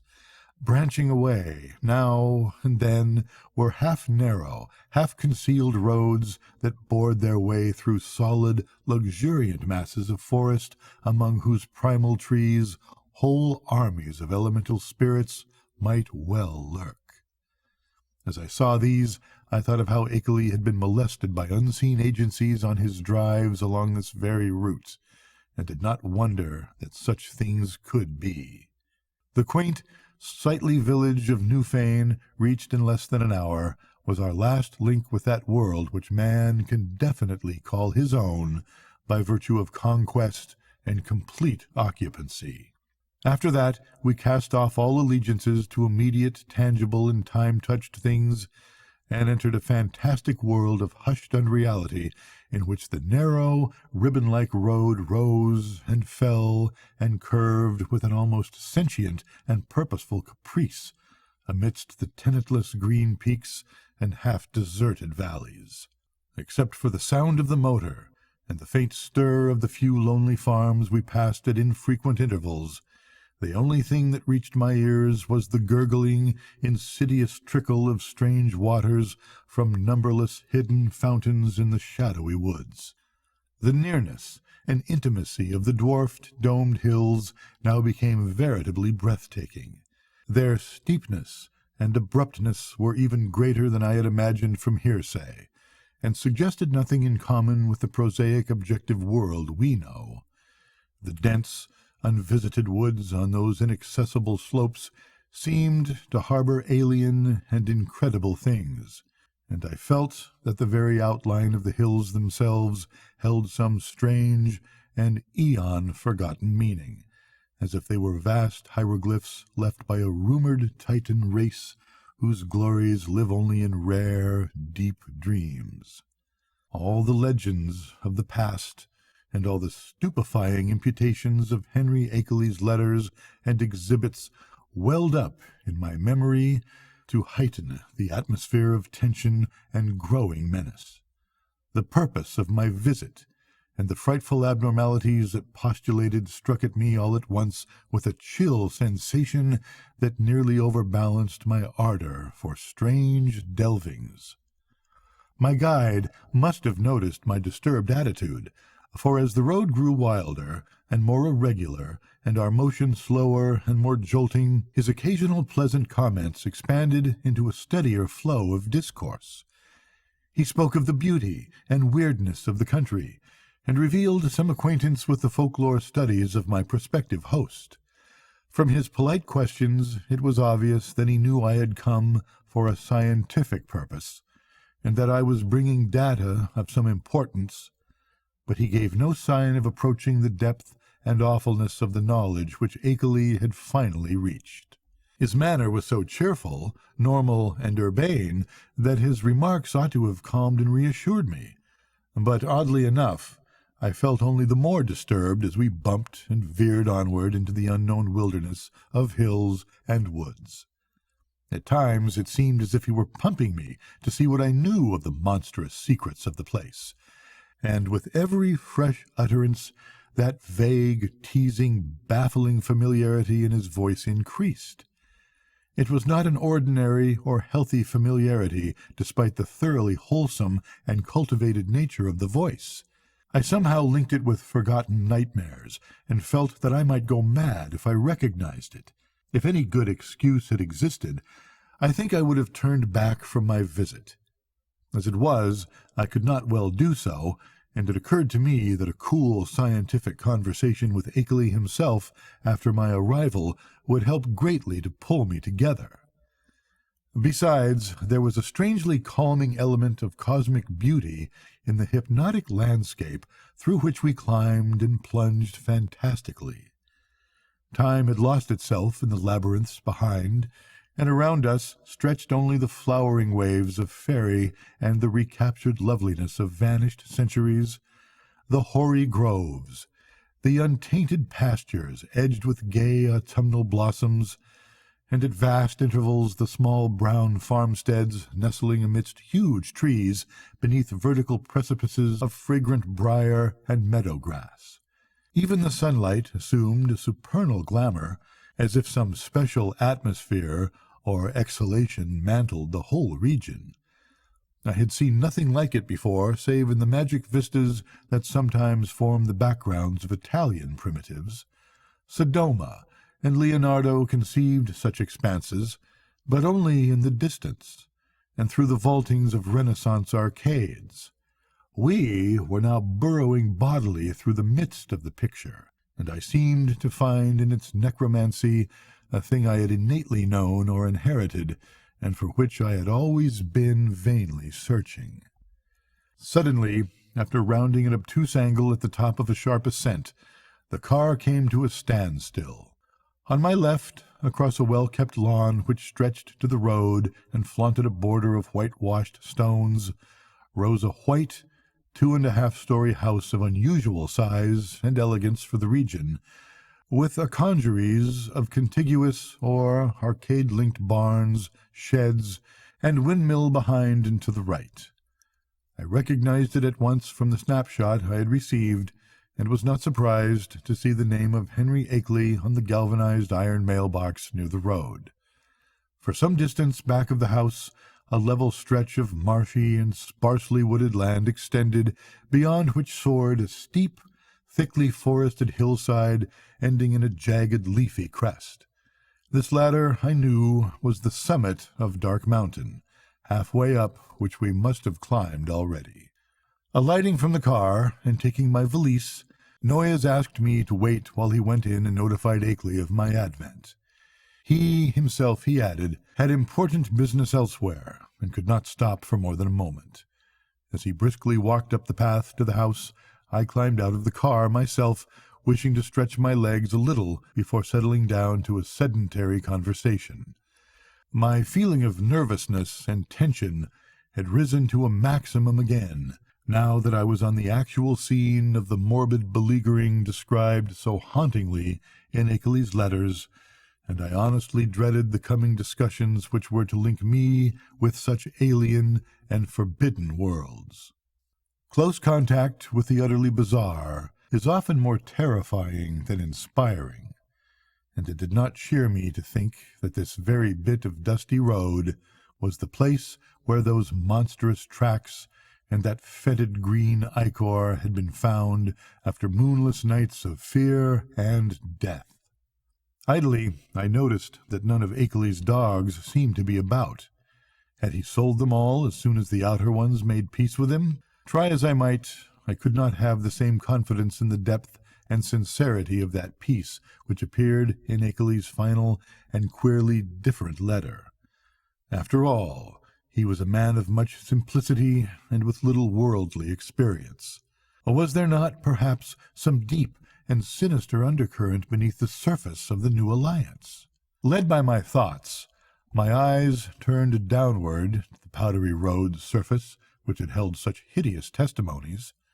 The last few days had been dry, and tracks of all sorts cluttered the rutted, irregular highway despite the unfrequented nature of the district. With a vague curiosity, I began to trace the outline of some of the heterogeneous impressions, trying meanwhile to curb the flights of macabre fancy which the place and its memories suggested. There was something menacing and uncomfortable in the funereal stillness, in the muffled, subtle trickle of distant brooks, and in the crowding green peaks and black wooded precipices that choked the narrow horizon. And then an image shot into my consciousness which made those vague menaces and flights of fancy seem mild and insignificant indeed. I have said that I was scanning the miscellaneous prints in the road with a kind of idle curiosity. But all at once that curiosity was shockingly snuffed out by a sudden and paralyzing gust of active terror. For though the dust tracks were in general confused and overlapping, and unlikely to arrest any casual gaze, My restless vision had caught certain details near the spot where the path to the house joined the highway, and had recognized beyond doubt or hope the frightful significance of those details. It was not for nothing, alas, that I had pored for hours over the Kodak views of the outer one's claw prints which Akeley had sent. Too well did I know the marks of those loathsome nippers, and that hint of ambiguous direction which stamped the horrors as no creatures of this planet. No chance had been left me for merciful mistake. Here, indeed, in objective form before my own eyes, and surely made not many hours ago, were at least 3 marks which stood out blasphemously among the surprising plethora of blurred footprints leading to and from the Akeley farmhouse. They were the hellish tracks of the living fungi from Yugoth. I pulled myself together in time to stifle a scream. After all, what more was there than I might have expected, assuming that I had really believed Akeley's letters? He had spoken of making peace with the things. Why then was it strange that some of them had visited his house? But the terror was stronger than the reassurance. Could any man be expected to look unmoved for the first time upon the claw marks of animate beings from outer depths of space? Just then I saw Noyes emerge from the door and approach with a brisk step. I must, I reflected, keep command of myself, for the chances were that this genial friend knew nothing of Akeley's profoundest and most stupendous probings into the forbidden. Akeley, Noyes hastened to inform me, was glad and ready to see me, although his sudden attack of asthma would prevent him from being a very competent host for a day or 2. These spells hit him hard when they came, and were always accompanied by a debilitating fever and general weakness. He never was good for much while they lasted, had to talk in a whisper, and was very clumsy and feeble in getting about. His feet and ankles swelled, too, so that he had to bandage them like a gouty old beefeater. Today he was in rather bad shape, so that I would have to attend very largely to my own needs. But he was none the less eager for conversation. I would find him in the study at the left of the front hall, the room where the blinds were shut. He had to keep the sunlight out when he was ill, for his eyes were very sensitive. As Noyes bade me adieu and rode off northward in his car, I began to walk slowly toward the house. The door had been left ajar for me, but before approaching and entering I cast a searching glance around the whole place, trying to decide what had struck me as so intangibly queer about it. The barns and sheds looked trimly prosaic enough, and I noticed Akeley's battered Ford in its capacious, unguarded shelter. And then the secret of the queerness reached me. It was the total silence. Ordinarily, a farm is at least moderately murmurous from its various kinds of livestock, but here all signs of life were missing. What of the hens and the dogs? The cows, of which Akeley had said he possessed several, might conceivably be out to pasture, and the dogs might possibly have been sold, but the absence of any trace of cackling or grunting was truly singular. I did not pause long on the path, but resolutely entered the open house door and closed it behind me. It had cost me a distinct psychological effort to do so, and now that I was shut inside, I had a momentary longing for precipitate retreat. Not that the place was in the least sinister in visual suggestion. On the contrary, I thought the graceful late colonial hallway very tasteful and wholesome, and admired the evident breeding of the man who had furnished it. What made me wish to flee was something very attenuated and indefinable. Perhaps it was a certain odd odor which I thought I noticed, though I well knew how common musty odors are in even the best of ancient farmhouses. Chapter 7. Refusing to let these cloudy qualms overmaster me, I recalled Noyes's instructions and pushed open the 6-paneled, brass-latched white door on my left. The room beyond was darkened as I had known before, and as I entered it, I noticed that the queer odor was stronger there. There likewise appeared to be some faint, half-imaginary rhythm or vibrations in the air. For a moment, the closed blinds allowed me to see very little, but then a kind of apologetic hacking or whispering sound drew my attention to a great easy-chair in the farther, darker corner of the room. Within its shadowy depths I saw the white blur of a man's face and hands, and in a moment I had crossed to greet the figure who had tried to speak. Dim though the light was, I perceived that this was indeed my host. I had studied the Kodak picture repeatedly, and there could be no mistake about this firm, weather-beaten face with a cropped, grizzled beard. But as I looked again, my recognition was mixed with sadness and anxiety, for certainly his face was that of a very sick man. I felt there must be something more than asthma behind that strained, rigid, immobile expression and unwinking, glassy stare, and realized how terribly the strain of his frightful experiences must have told on him. Was it not enough to break any human being, even a younger man than this intrepid delver into the forbidden? The strange and sudden relief, I feared, had come too late to save him from something like a general breakdown. There was a touch of the pitiful in the limp, lifeless way his lean hands rested on his lap. He had on a loose dressing-gown, and was swathed around the head and high around the neck with a vivid yellow scarf or hood. Then I saw that he was trying to talk in the same hacking whisper with which he had greeted me. It was a hard whisper to catch at first, since the grey mustache concealed all movements of the lips, and something in its timbre disturbed me greatly. But by concentrating my attention, I could soon make out its purport surprisingly well. The accent was by no means a rustic one, and the language was even more polished than correspondence had led me to expect. "Mr. Wilmarth, I presume?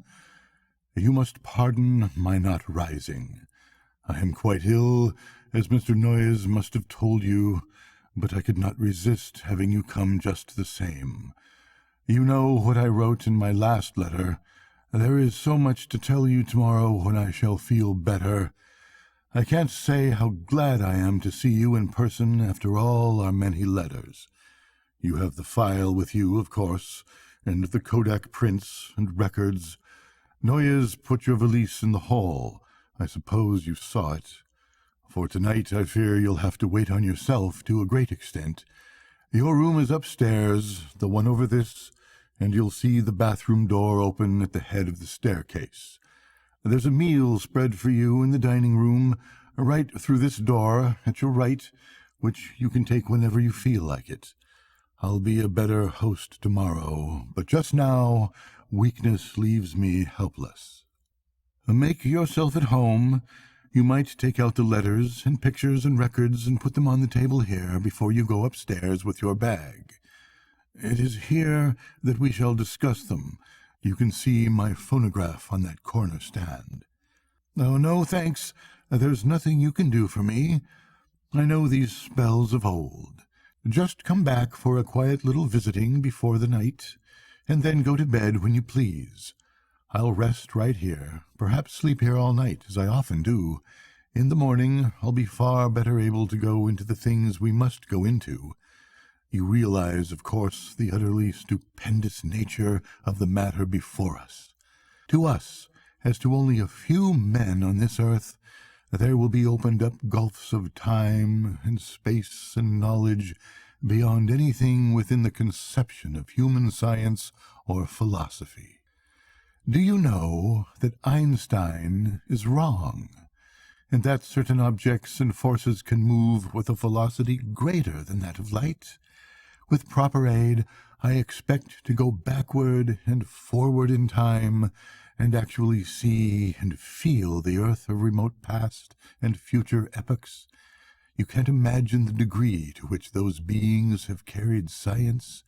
There is nothing they can't do with the mind and body of living organisms. I expect to visit other planets, and even other stars and galaxies.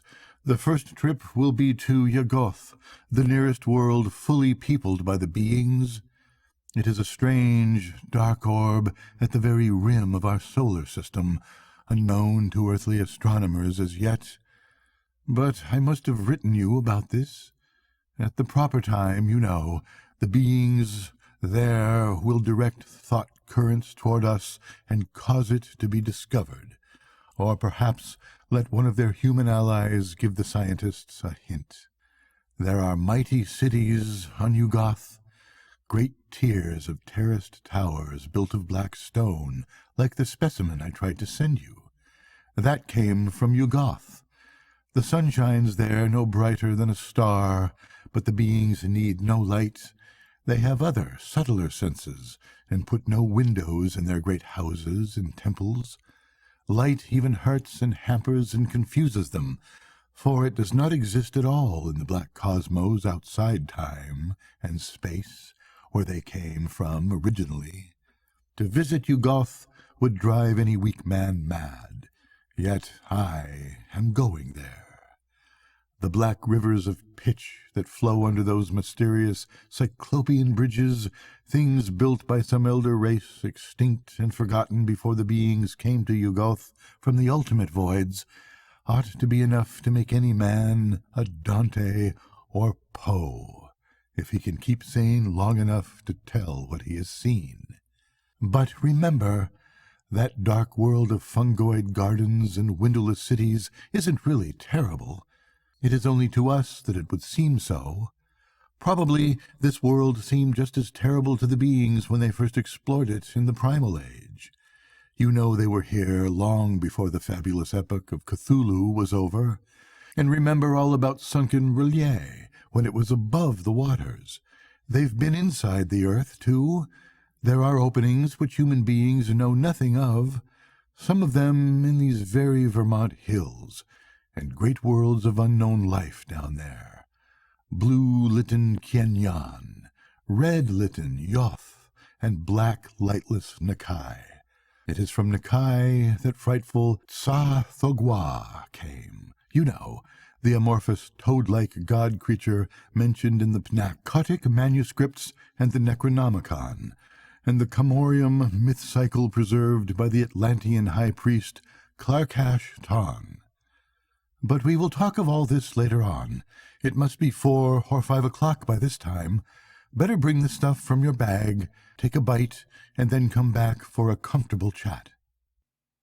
Very slowly I turned and began to obey my host, fetching my valise, extracting and depositing the desired articles, and finally ascending to the room designated as mine.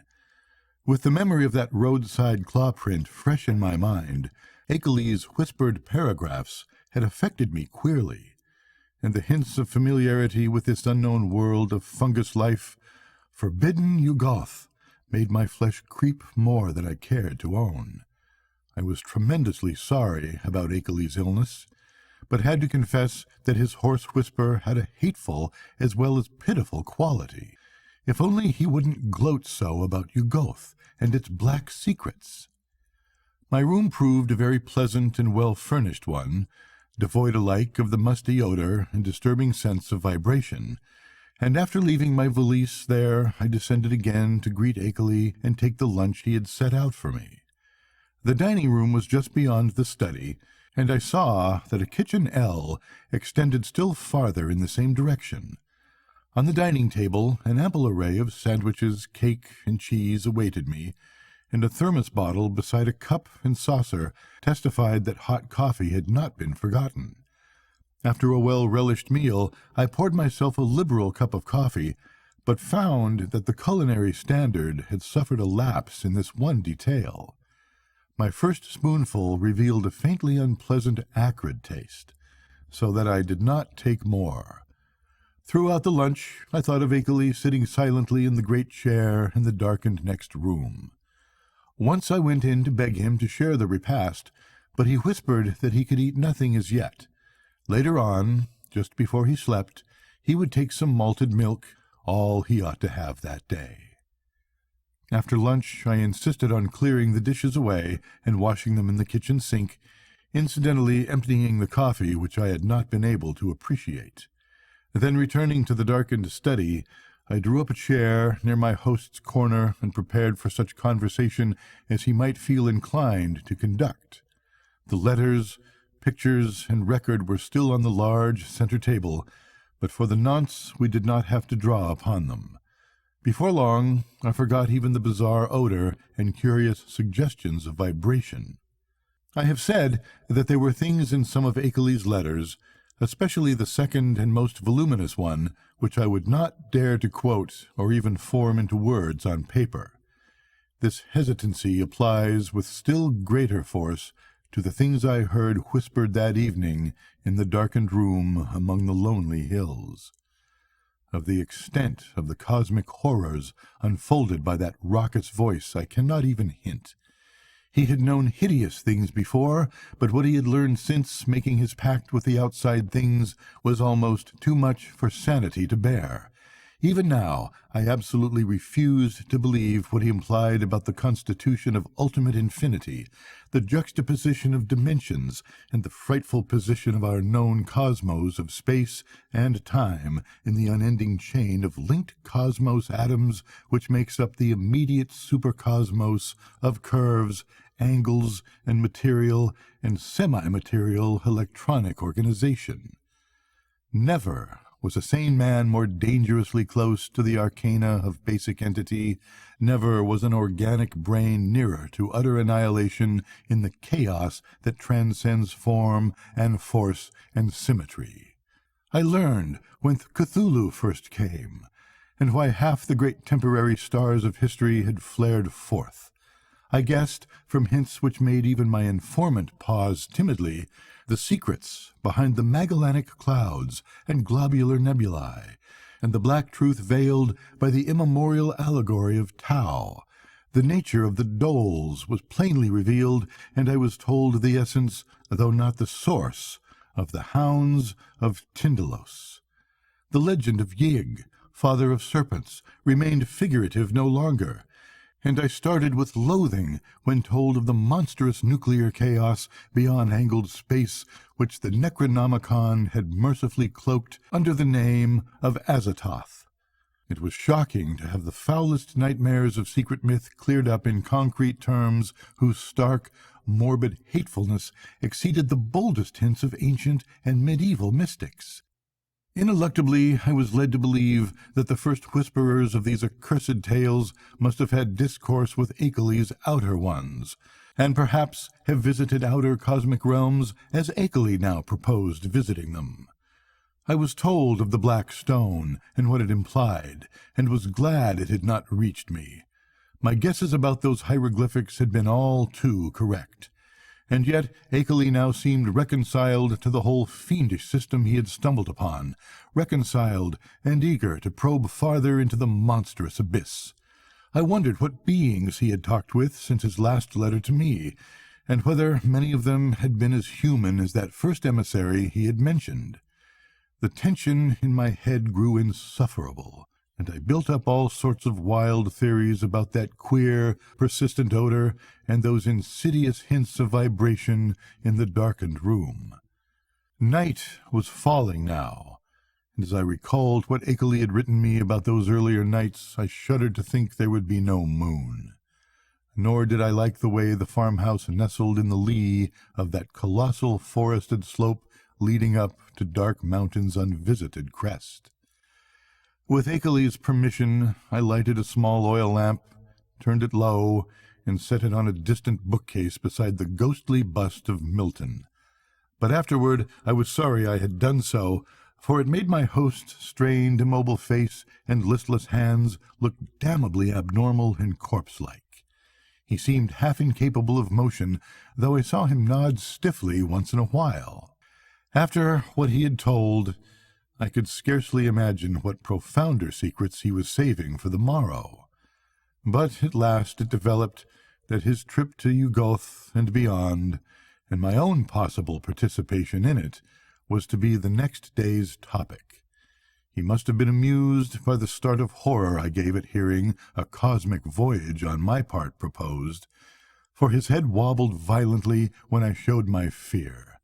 Subsequently, he spoke very gently of how human beings might accomplish, and several times had accomplished, the seemingly impossible flight across the interstellar void.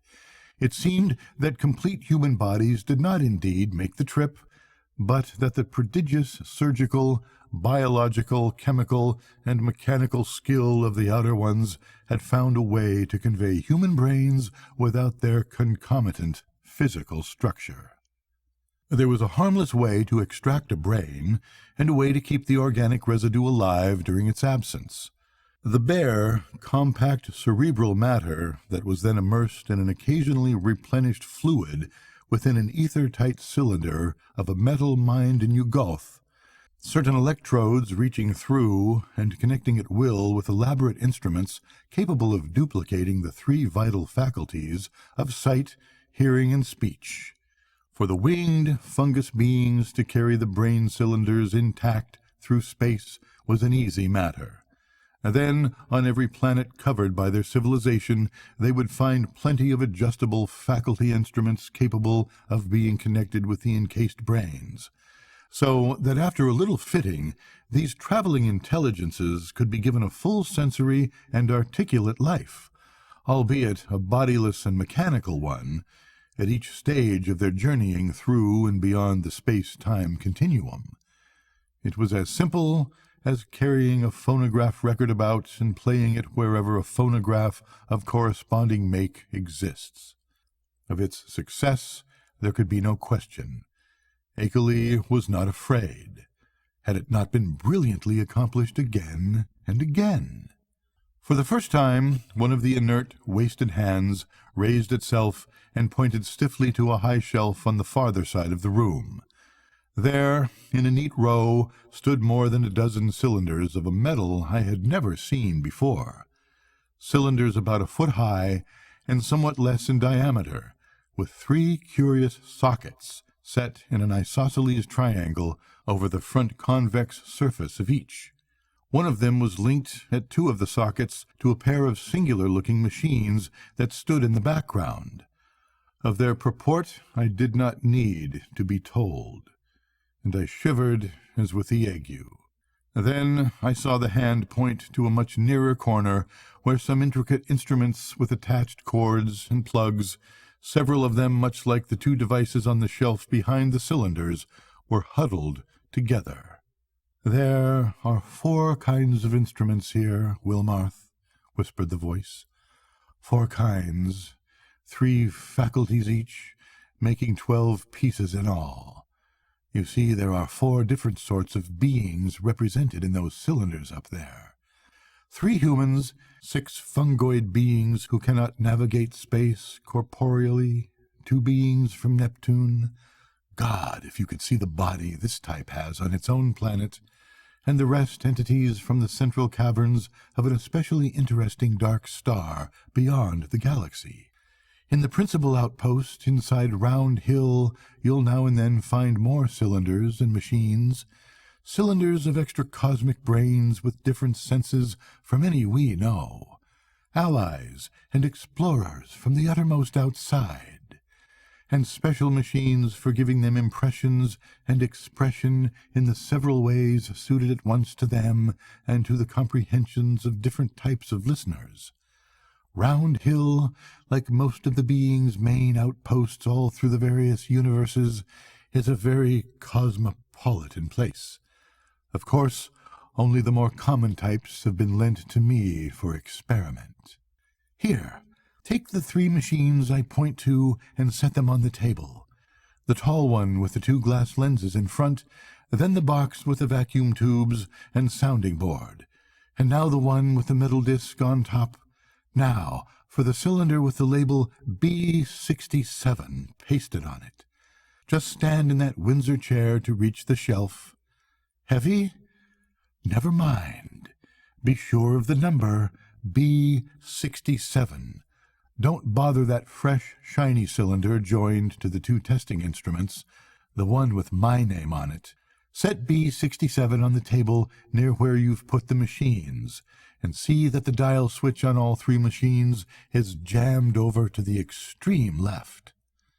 Now, Connect the cord of the lens machine with the upper socket on the cylinder. There. Join the tube machine to the lower left-hand socket and the disc apparatus to the outer socket. Now, move all the dial switches on the machine over to the extreme right. First the lens one, then the disc one, and then the tube one. That's right. I might as well tell you that this is a human being, just like any of us. I'll give you a taste of some of the others tomorrow. To this day, I do not know why I obeyed those whispers so slavishly, or whether I thought Akeley was mad or sane. After what had gone before, I ought to have been prepared for anything. But this mechanical mummery seemed so like the typical vagaries of crazed inventors and scientists that it struck a chord of doubt which even the preceding discourse had not excited. What the whisperer implied was beyond all human belief. Yet were not the other things still farther beyond, and less preposterous only because of their remoteness from tangible concrete proof? As my mind reeled amidst this chaos, I became conscious of a mixed grating and whirring from all three of the machines lately linked to the cylinder, a grating and whirring which soon subsided into a virtual noiselessness. What was about to happen? Was I to hear a voice? And if so, what proof would I have that it was not some cleverly concocted radio device talked into by a concealed but closely watched speaker? Even now, I am unwilling to swear just what I heard, or just what phenomenon really took place before me, but something certainly seemed to take place. To be brief and plain, the machine with the tubes and the sound box began to speak, and with a point and intelligence which left no doubt that the speaker was actually present and observing us.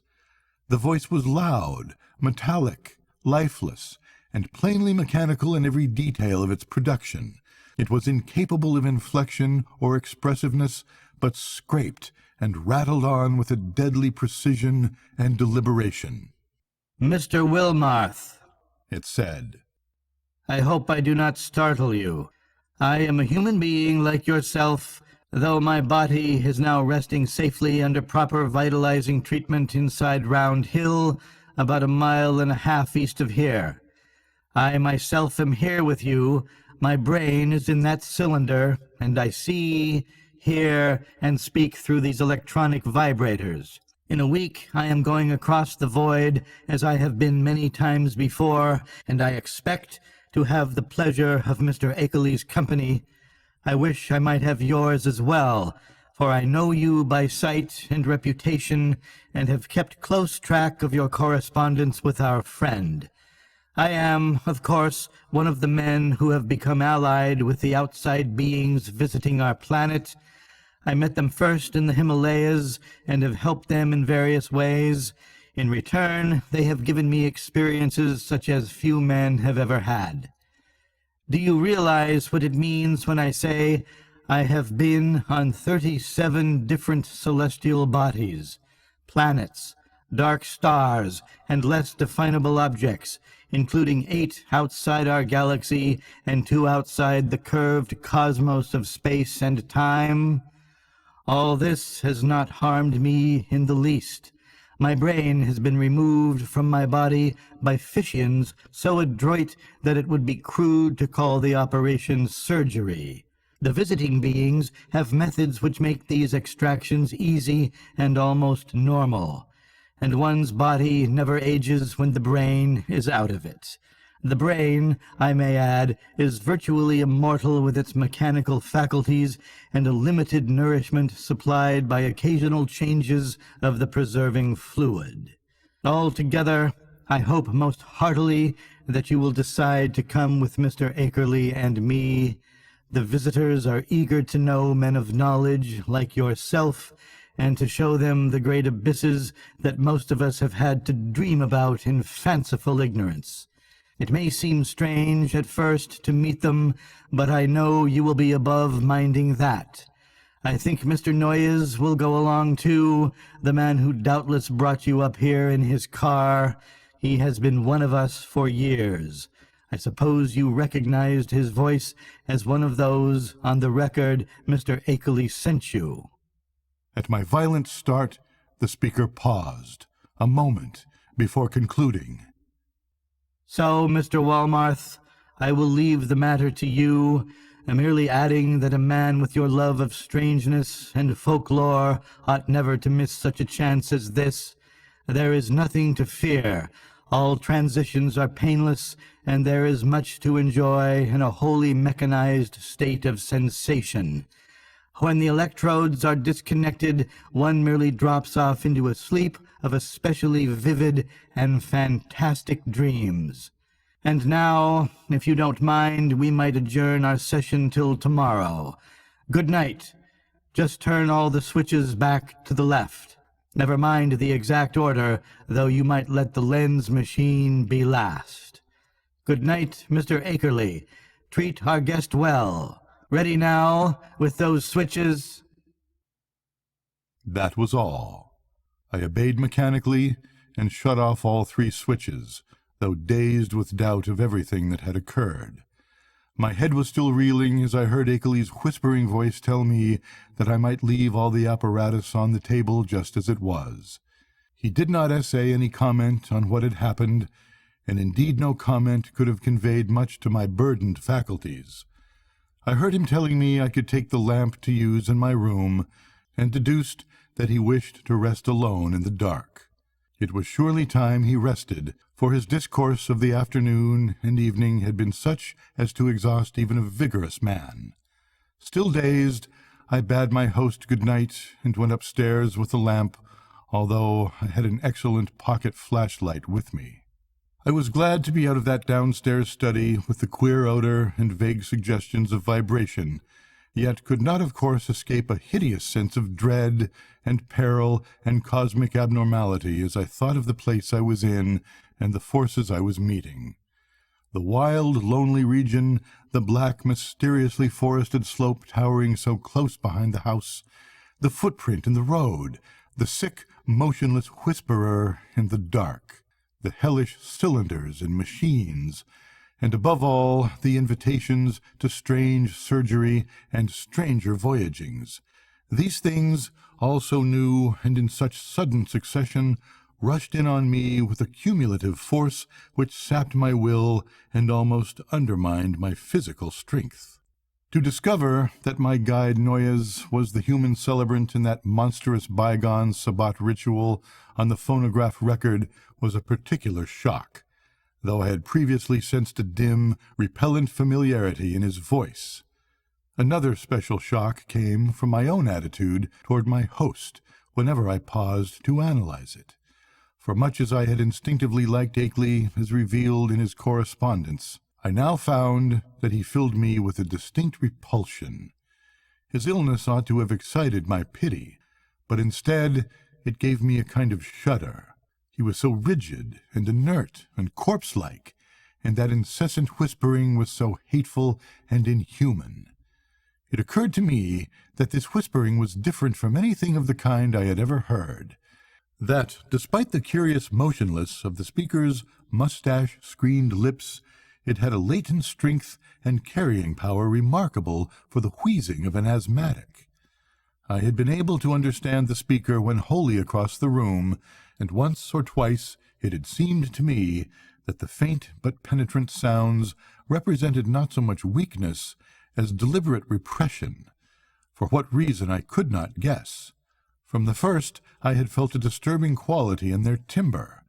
Now, when I tried to weigh the matter, I thought I could trace this impression to a kind of subconscious familiarity like that which had made Noyes' voice so hazily ominous.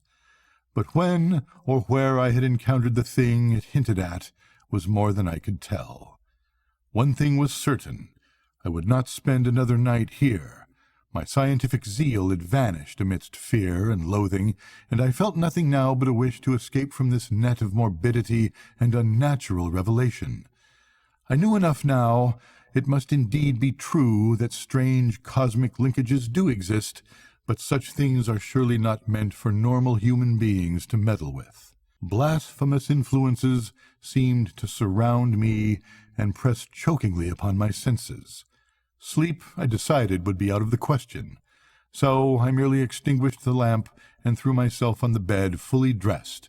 No doubt it was absurd, but I kept ready for some unknown emergency, gripping in my right hand the revolver I had brought along, and holding the pocket flashlight in my left.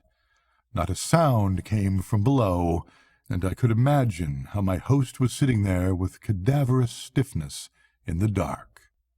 Somewhere I heard a clock ticking, and was vaguely grateful for the normality of the sound. It reminded me, though, of another thing about the region which disturbed me, the total absence of animal life.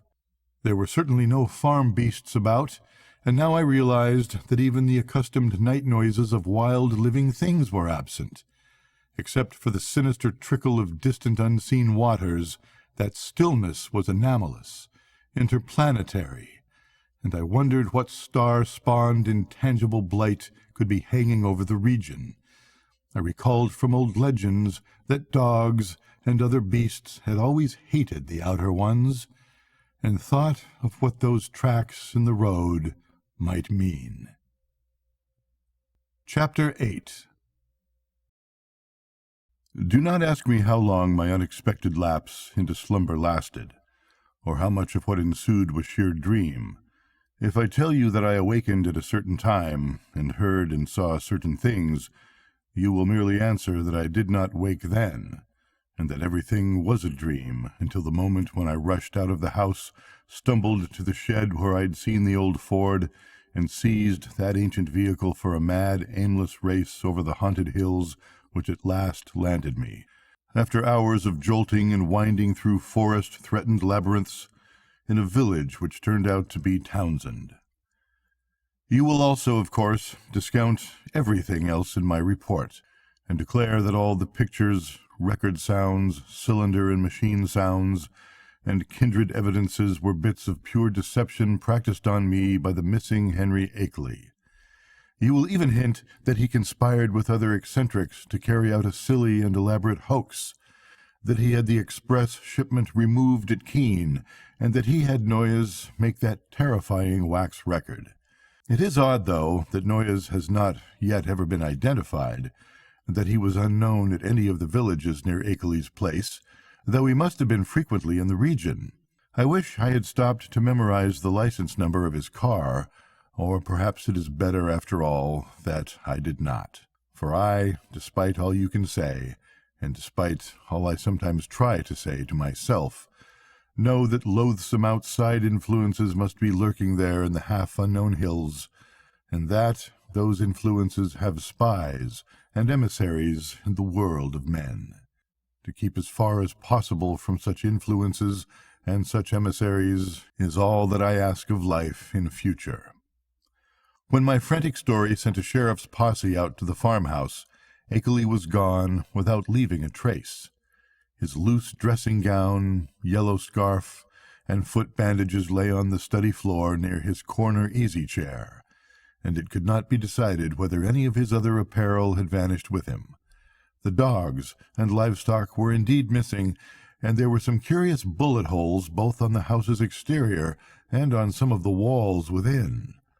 But beyond this, nothing unusual could be detected. No cylinders or machines, and none of the evidences I had brought in my valise, no queer odor or vibration sense, no footprints in the road, and none of the problematical things I glimpsed at the very last. I stayed a week in Brattleboro after my escape, making inquiries among people of every kind who had known Akeley, and the results convince me that the matter is no figment of dream or delusion. Akeley's queer purchase of dogs and ammunition and chemicals, and the cutting of his telephone wires are matters of record, while all who knew him, including his son in California, concede that his occasional remarks on strange studies had a certain consistency.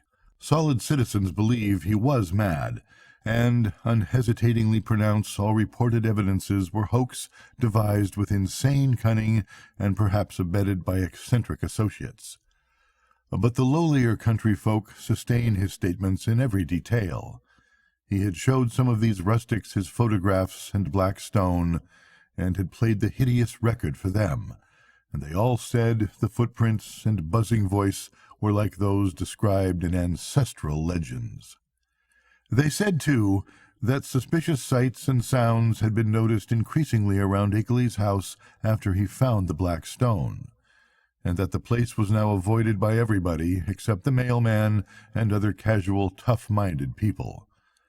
Dark Mountain and Round Hill were both notoriously haunted spots, and I could find no one who had ever closely explored either. Occasional disappearances of natives throughout the district's history were well attested, and these now included the semi-vagabond Walter Brown, whom Ickley's letters had mentioned. I even came upon one farmer who thought he had personally glimpsed one of the queer bodies at flood time in the swollen West River, but his tale was too confused to be really valuable. When I left Brattleboro, I resolved never to go back to Vermont, and I feel quite certain I shall keep my resolution. Those wild hills are surely the outpost of a frightful cosmic race, as I doubt all the less since reading that a new ninth planet has been glimpsed beyond Neptune, just as those influences had said it would be glimpsed. Astronomers, with a hideous appropriateness they little suspect, have named the thing Pluto. I feel, beyond question, that it is nothing less than knighted Yuggoth, and I shiver when I try to figure out the real reason why its monstrous denizens wish it to be known in this way at this especial time. I vainly try to assure myself that these demoniac creatures are not gradually leading up to some new policy hurtful to the earth and its normal inhabitants. But I have still to tell of the ending of that terrible night in the farmhouse. As I have said, I did finally drop into a troubled doze, a doze filled with bits of dream which involved monstrous landscaped glimpses. Just what awaked me I cannot yet say, but that I did indeed awake at this given point I feel very certain. My first confused impression was of stealthily creaking floorboards in the hall outside my door, and of a clumsy, muffled fumbling at the latch. This, however, ceased almost at once, so that my really clear impressions began with the voices heard from the study below. There seemed to be several speakers, and I judged that they were controversially engaged.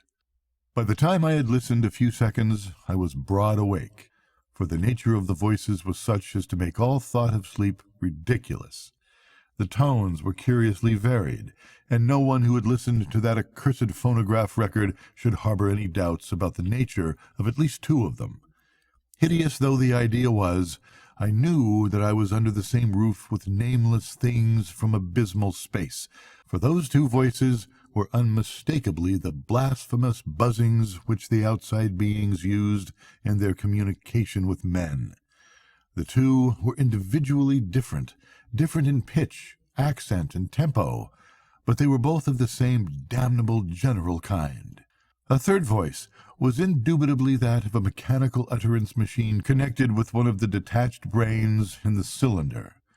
There was as little doubt about that as about the buzzings, for the loud, metallic, lifeless voice of the previous evening, with its inflectionless, expressionless scraping and rattling, and its impersonal precision and deliberation, had been utterly unforgettable. For a time I did not pause to question whether the intelligence behind the scraping was the identical one which had formerly talked to me, but shortly afterward I reflected that my brain would emit vocal sounds of the same quality if linked to the same mechanical speech producer, the only possible differences being in language, rhythm, speed, and pronunciation. To complete the eldritch colloquy, there were two actually human voices, one the crude speech of an unknown and evidently rustic man, and the other the suave Bostonian tones of my erstwhile guide Noyes. As I tried to catch the words which the stoutly fashioned floor so bafflingly intercepted, I was also conscious of a great deal of stirring and scratching and shuffling in the room below, so that I could not escape the impression that it was full of living beings, many more than the few whose speech I could single out. The exact nature of this stirring is extremely hard to describe, for very few good bases of comparison exist. Objects seemed now and then to move across the room like conscious entities, the sound of their footfalls having something about it like a loose, hard-surfaced clattering, as of the contact of ill-coordinated surfaces of horn or hard rubber. It was, to use a more concrete but less accurate comparison, as if people with loose, splintery wooden shoes were shambling and rattling about on the polished board floor. Of the nature and appearance of those responsible for the sounds, I did not care to speculate. But before long, I saw that it would be impossible to distinguish any connected discourse. Isolated words, including the names of Akeley and myself, now and then floated up, especially when uttered by the mechanical speech producer. But their true significance was lost for want of continuous context. Today, I refuse to form any definite deductions from them, and even their frightful effect on me was one of suggestion rather than revelation. A terrible and abnormal conclave, I felt certain, was assembled below me. But for what shocking deliberations I could not tell. It was curious how this unpleasant sense of the malign and the blasphemous pervaded me despite Akeley's assurances of the outsider's friendliness. With patient listening, I began to distinguish clearly between voices, even though I could not grasp much of what any of the voices said. I seemed to catch certain typical emotions behind some of the speakers. One of the buzzing voices, for example, held an unmistakable note of authority, whilst the mechanical voice, notwithstanding its artificial loudness and regularity, seemed to be in a position of subordination and pleading. Noya's tones exuded a kind of conciliatory atmosphere. The others I could make no attempt to interpret. I did not hear the familiar whisper of Akeley, but well knew that such a sound could never penetrate the solid flooring of my room. I will try to set down some of the few disjointed words and other sounds I caught, labeling the speakers of the words as best I know how. It was from the speech machine that I first picked up a few recognizable phrases. The speech machine. Brought it on myself. Sent back the letters and the record. End on it. Taken in. Seeing and hearing. Damn you. Impersonal force, after all. Fresh, shiny cylinder. Great God. First buzzing voice. Time we stopped. Small and human. Akeley. Brain. Saying. Second buzzing voice. Nyarlathotep. Wilmarth. Records and letters. Cheap imposture. Noyes. An unpronounceable word or name, possibly Ngya Khatun. Harmless. Peace. Couple of weeks. Theatrical. Told you that before. First buzzing voice. No reason. Original plan. Effects. Noyes can watch round hill. Fresh cylinder. Noyes car. Noyes. Well, all yours. Down here. Rest. Place. Several voices at once in indistinguishable speech. Many footsteps, including the peculiar loose stirring or clattering. A curious sort of flapping sound. The sound of an automobile starting and receding. Silence. This is the substance of what my ears brought me as I lay rigid upon the strange upstairs bed in the haunted farmhouse among the demoniac hills. I lay there fully dressed, with a revolver clenched in my right hand and a pocket flashlight gripped in my left. I became, as I have said, broad awake, but a kind of obscure paralysis nevertheless kept me inert till long after the last echoes of the sounds had died away. I heard the wooden, deliberate ticking of the ancient Connecticut clock somewhere far below, and at last made out the irregular snoring of a sleeper. Akeley must have dozed off after the strange session, and I could well believe that he needed to do so. Just what to think or what to do was more than I could decide. After all, what had I heard beyond these things which previous information might have led me to expect? Had I not known that the nameless outsiders were now freely admitted to the farmhouse, no doubt Akeley had been surprised by an unexpected visit from them. Yet something in that fragmentary discourse had chilled me immeasurably, raised the most grotesque and horrible doubts, and made me wish fervently that I might wake up and prove everything a dream. I think my subconscious mind must have caught something which my conscious has not yet recognized. But what of Akeley? Was he not my friend, and would he not have protested if any harm were meant me? The peaceful snoring below seemed to cast ridicule on all my suddenly intensified fears.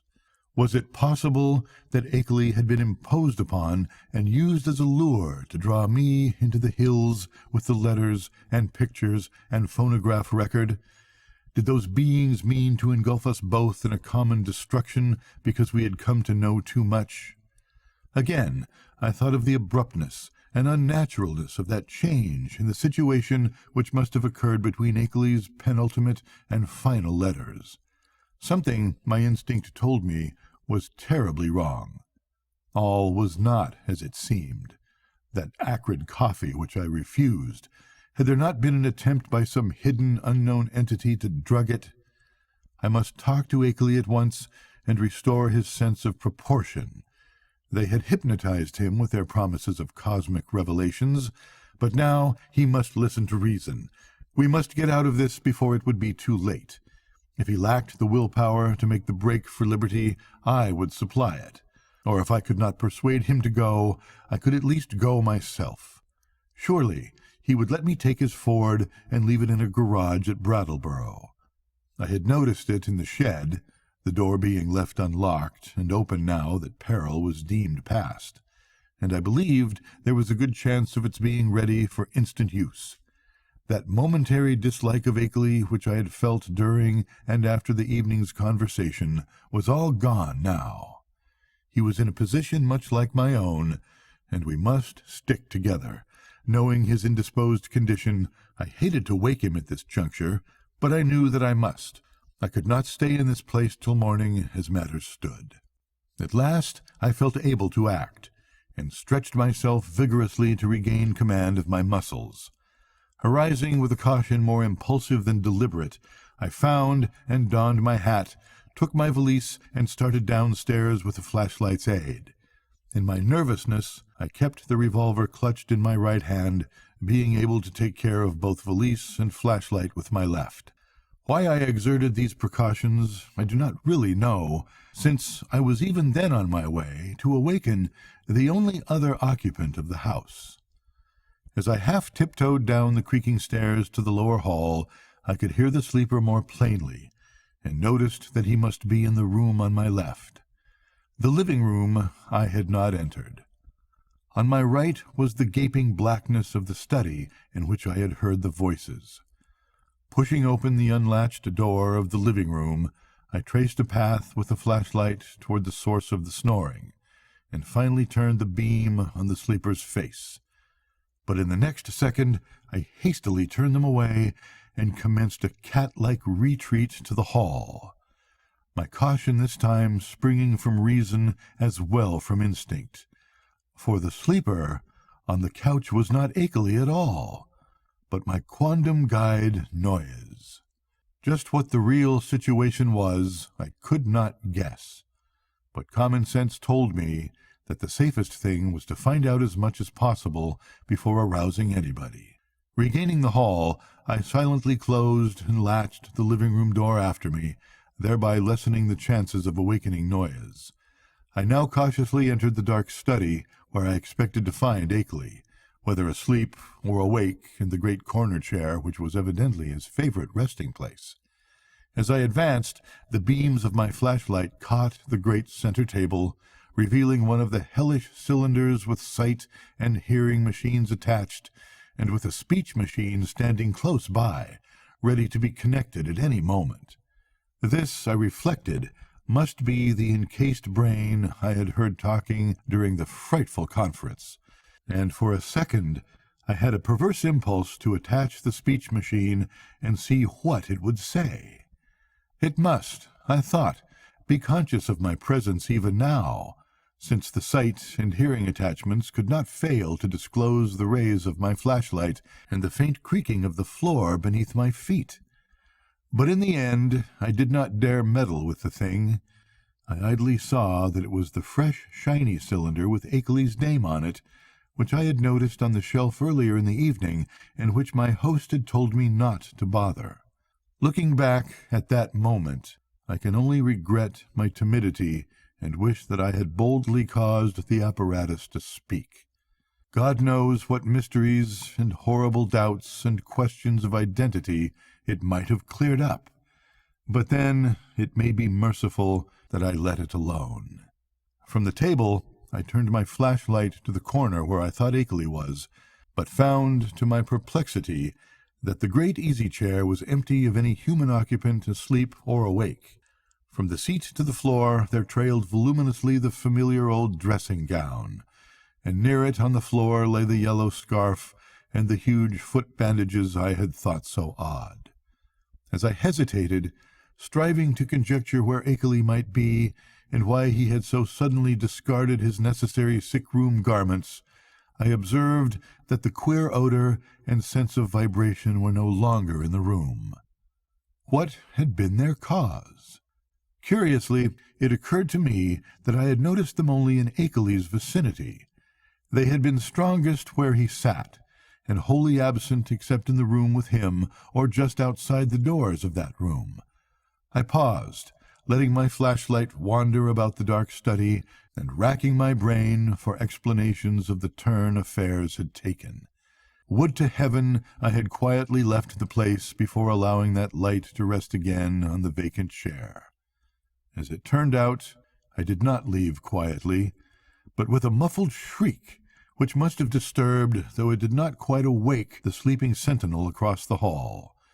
That shriek and Noya's still unbroken snore are the last sounds I ever heard in that morbidity-choked farmhouse beneath the black-wooded crest of Haunted Mountain, that focus of transcosmic horror amidst the lonely green hills and curse-muttering brooks of a spectral rustic land. It is a wonder that I did not drop flashlight, valise, and revolver in my wild scramble, but somehow I failed to lose any of these. I actually managed to get out of that room and that house without making any further noise, to drag myself and my belongings safely into the old Ford in the shed, and to set that archaic vehicle in motion toward some unknown point of safety in the black, moonless night. The ride that followed was a piece of delirium out of Poe or Rimbaud or the drawings of Doré. But finally I reached Townsend, and that is all. If my sanity is still unshaken, I am lucky. Sometimes I fear what the years will bring, especially since that new planet Pluto has been so curiously discovered. As I have implied, I let my flashlight return to the vacant easy-chair after its circuit of the room. Then, noticing for the first time the presence of certain objects in the seat, made inconspicuous by the adjacent loose folds of the empty dressing-gown. These are the objects, 3 in number, which the investigators did not find when they came later on. As I said at the outset, there was nothing of actual visual horror about them. The trouble was in what they led one to infer. Even now I have my moments of half-doubt, moments in which I half accept the skepticism of those who attribute my whole experience to dream and nerves and delusion. The 3 things were damnably clever constructions of their kind, and were furnished with ingenious metallic clamps to attach them to organic developments of which I dare not form any conjecture. I hope, devoutly hope that they were the waxen products of a master artist, despite what my inmost fears tell me. Great God! That whisperer in darkness with its morbid odor and vibrations, sorcerer, emissary, changeling, outsider, that hideous repressed buzzing, and all the time in that fresh, shiny cylinder on the shelf. Poor devil. Prodigious surgical, biological, chemical, and mechanical skill.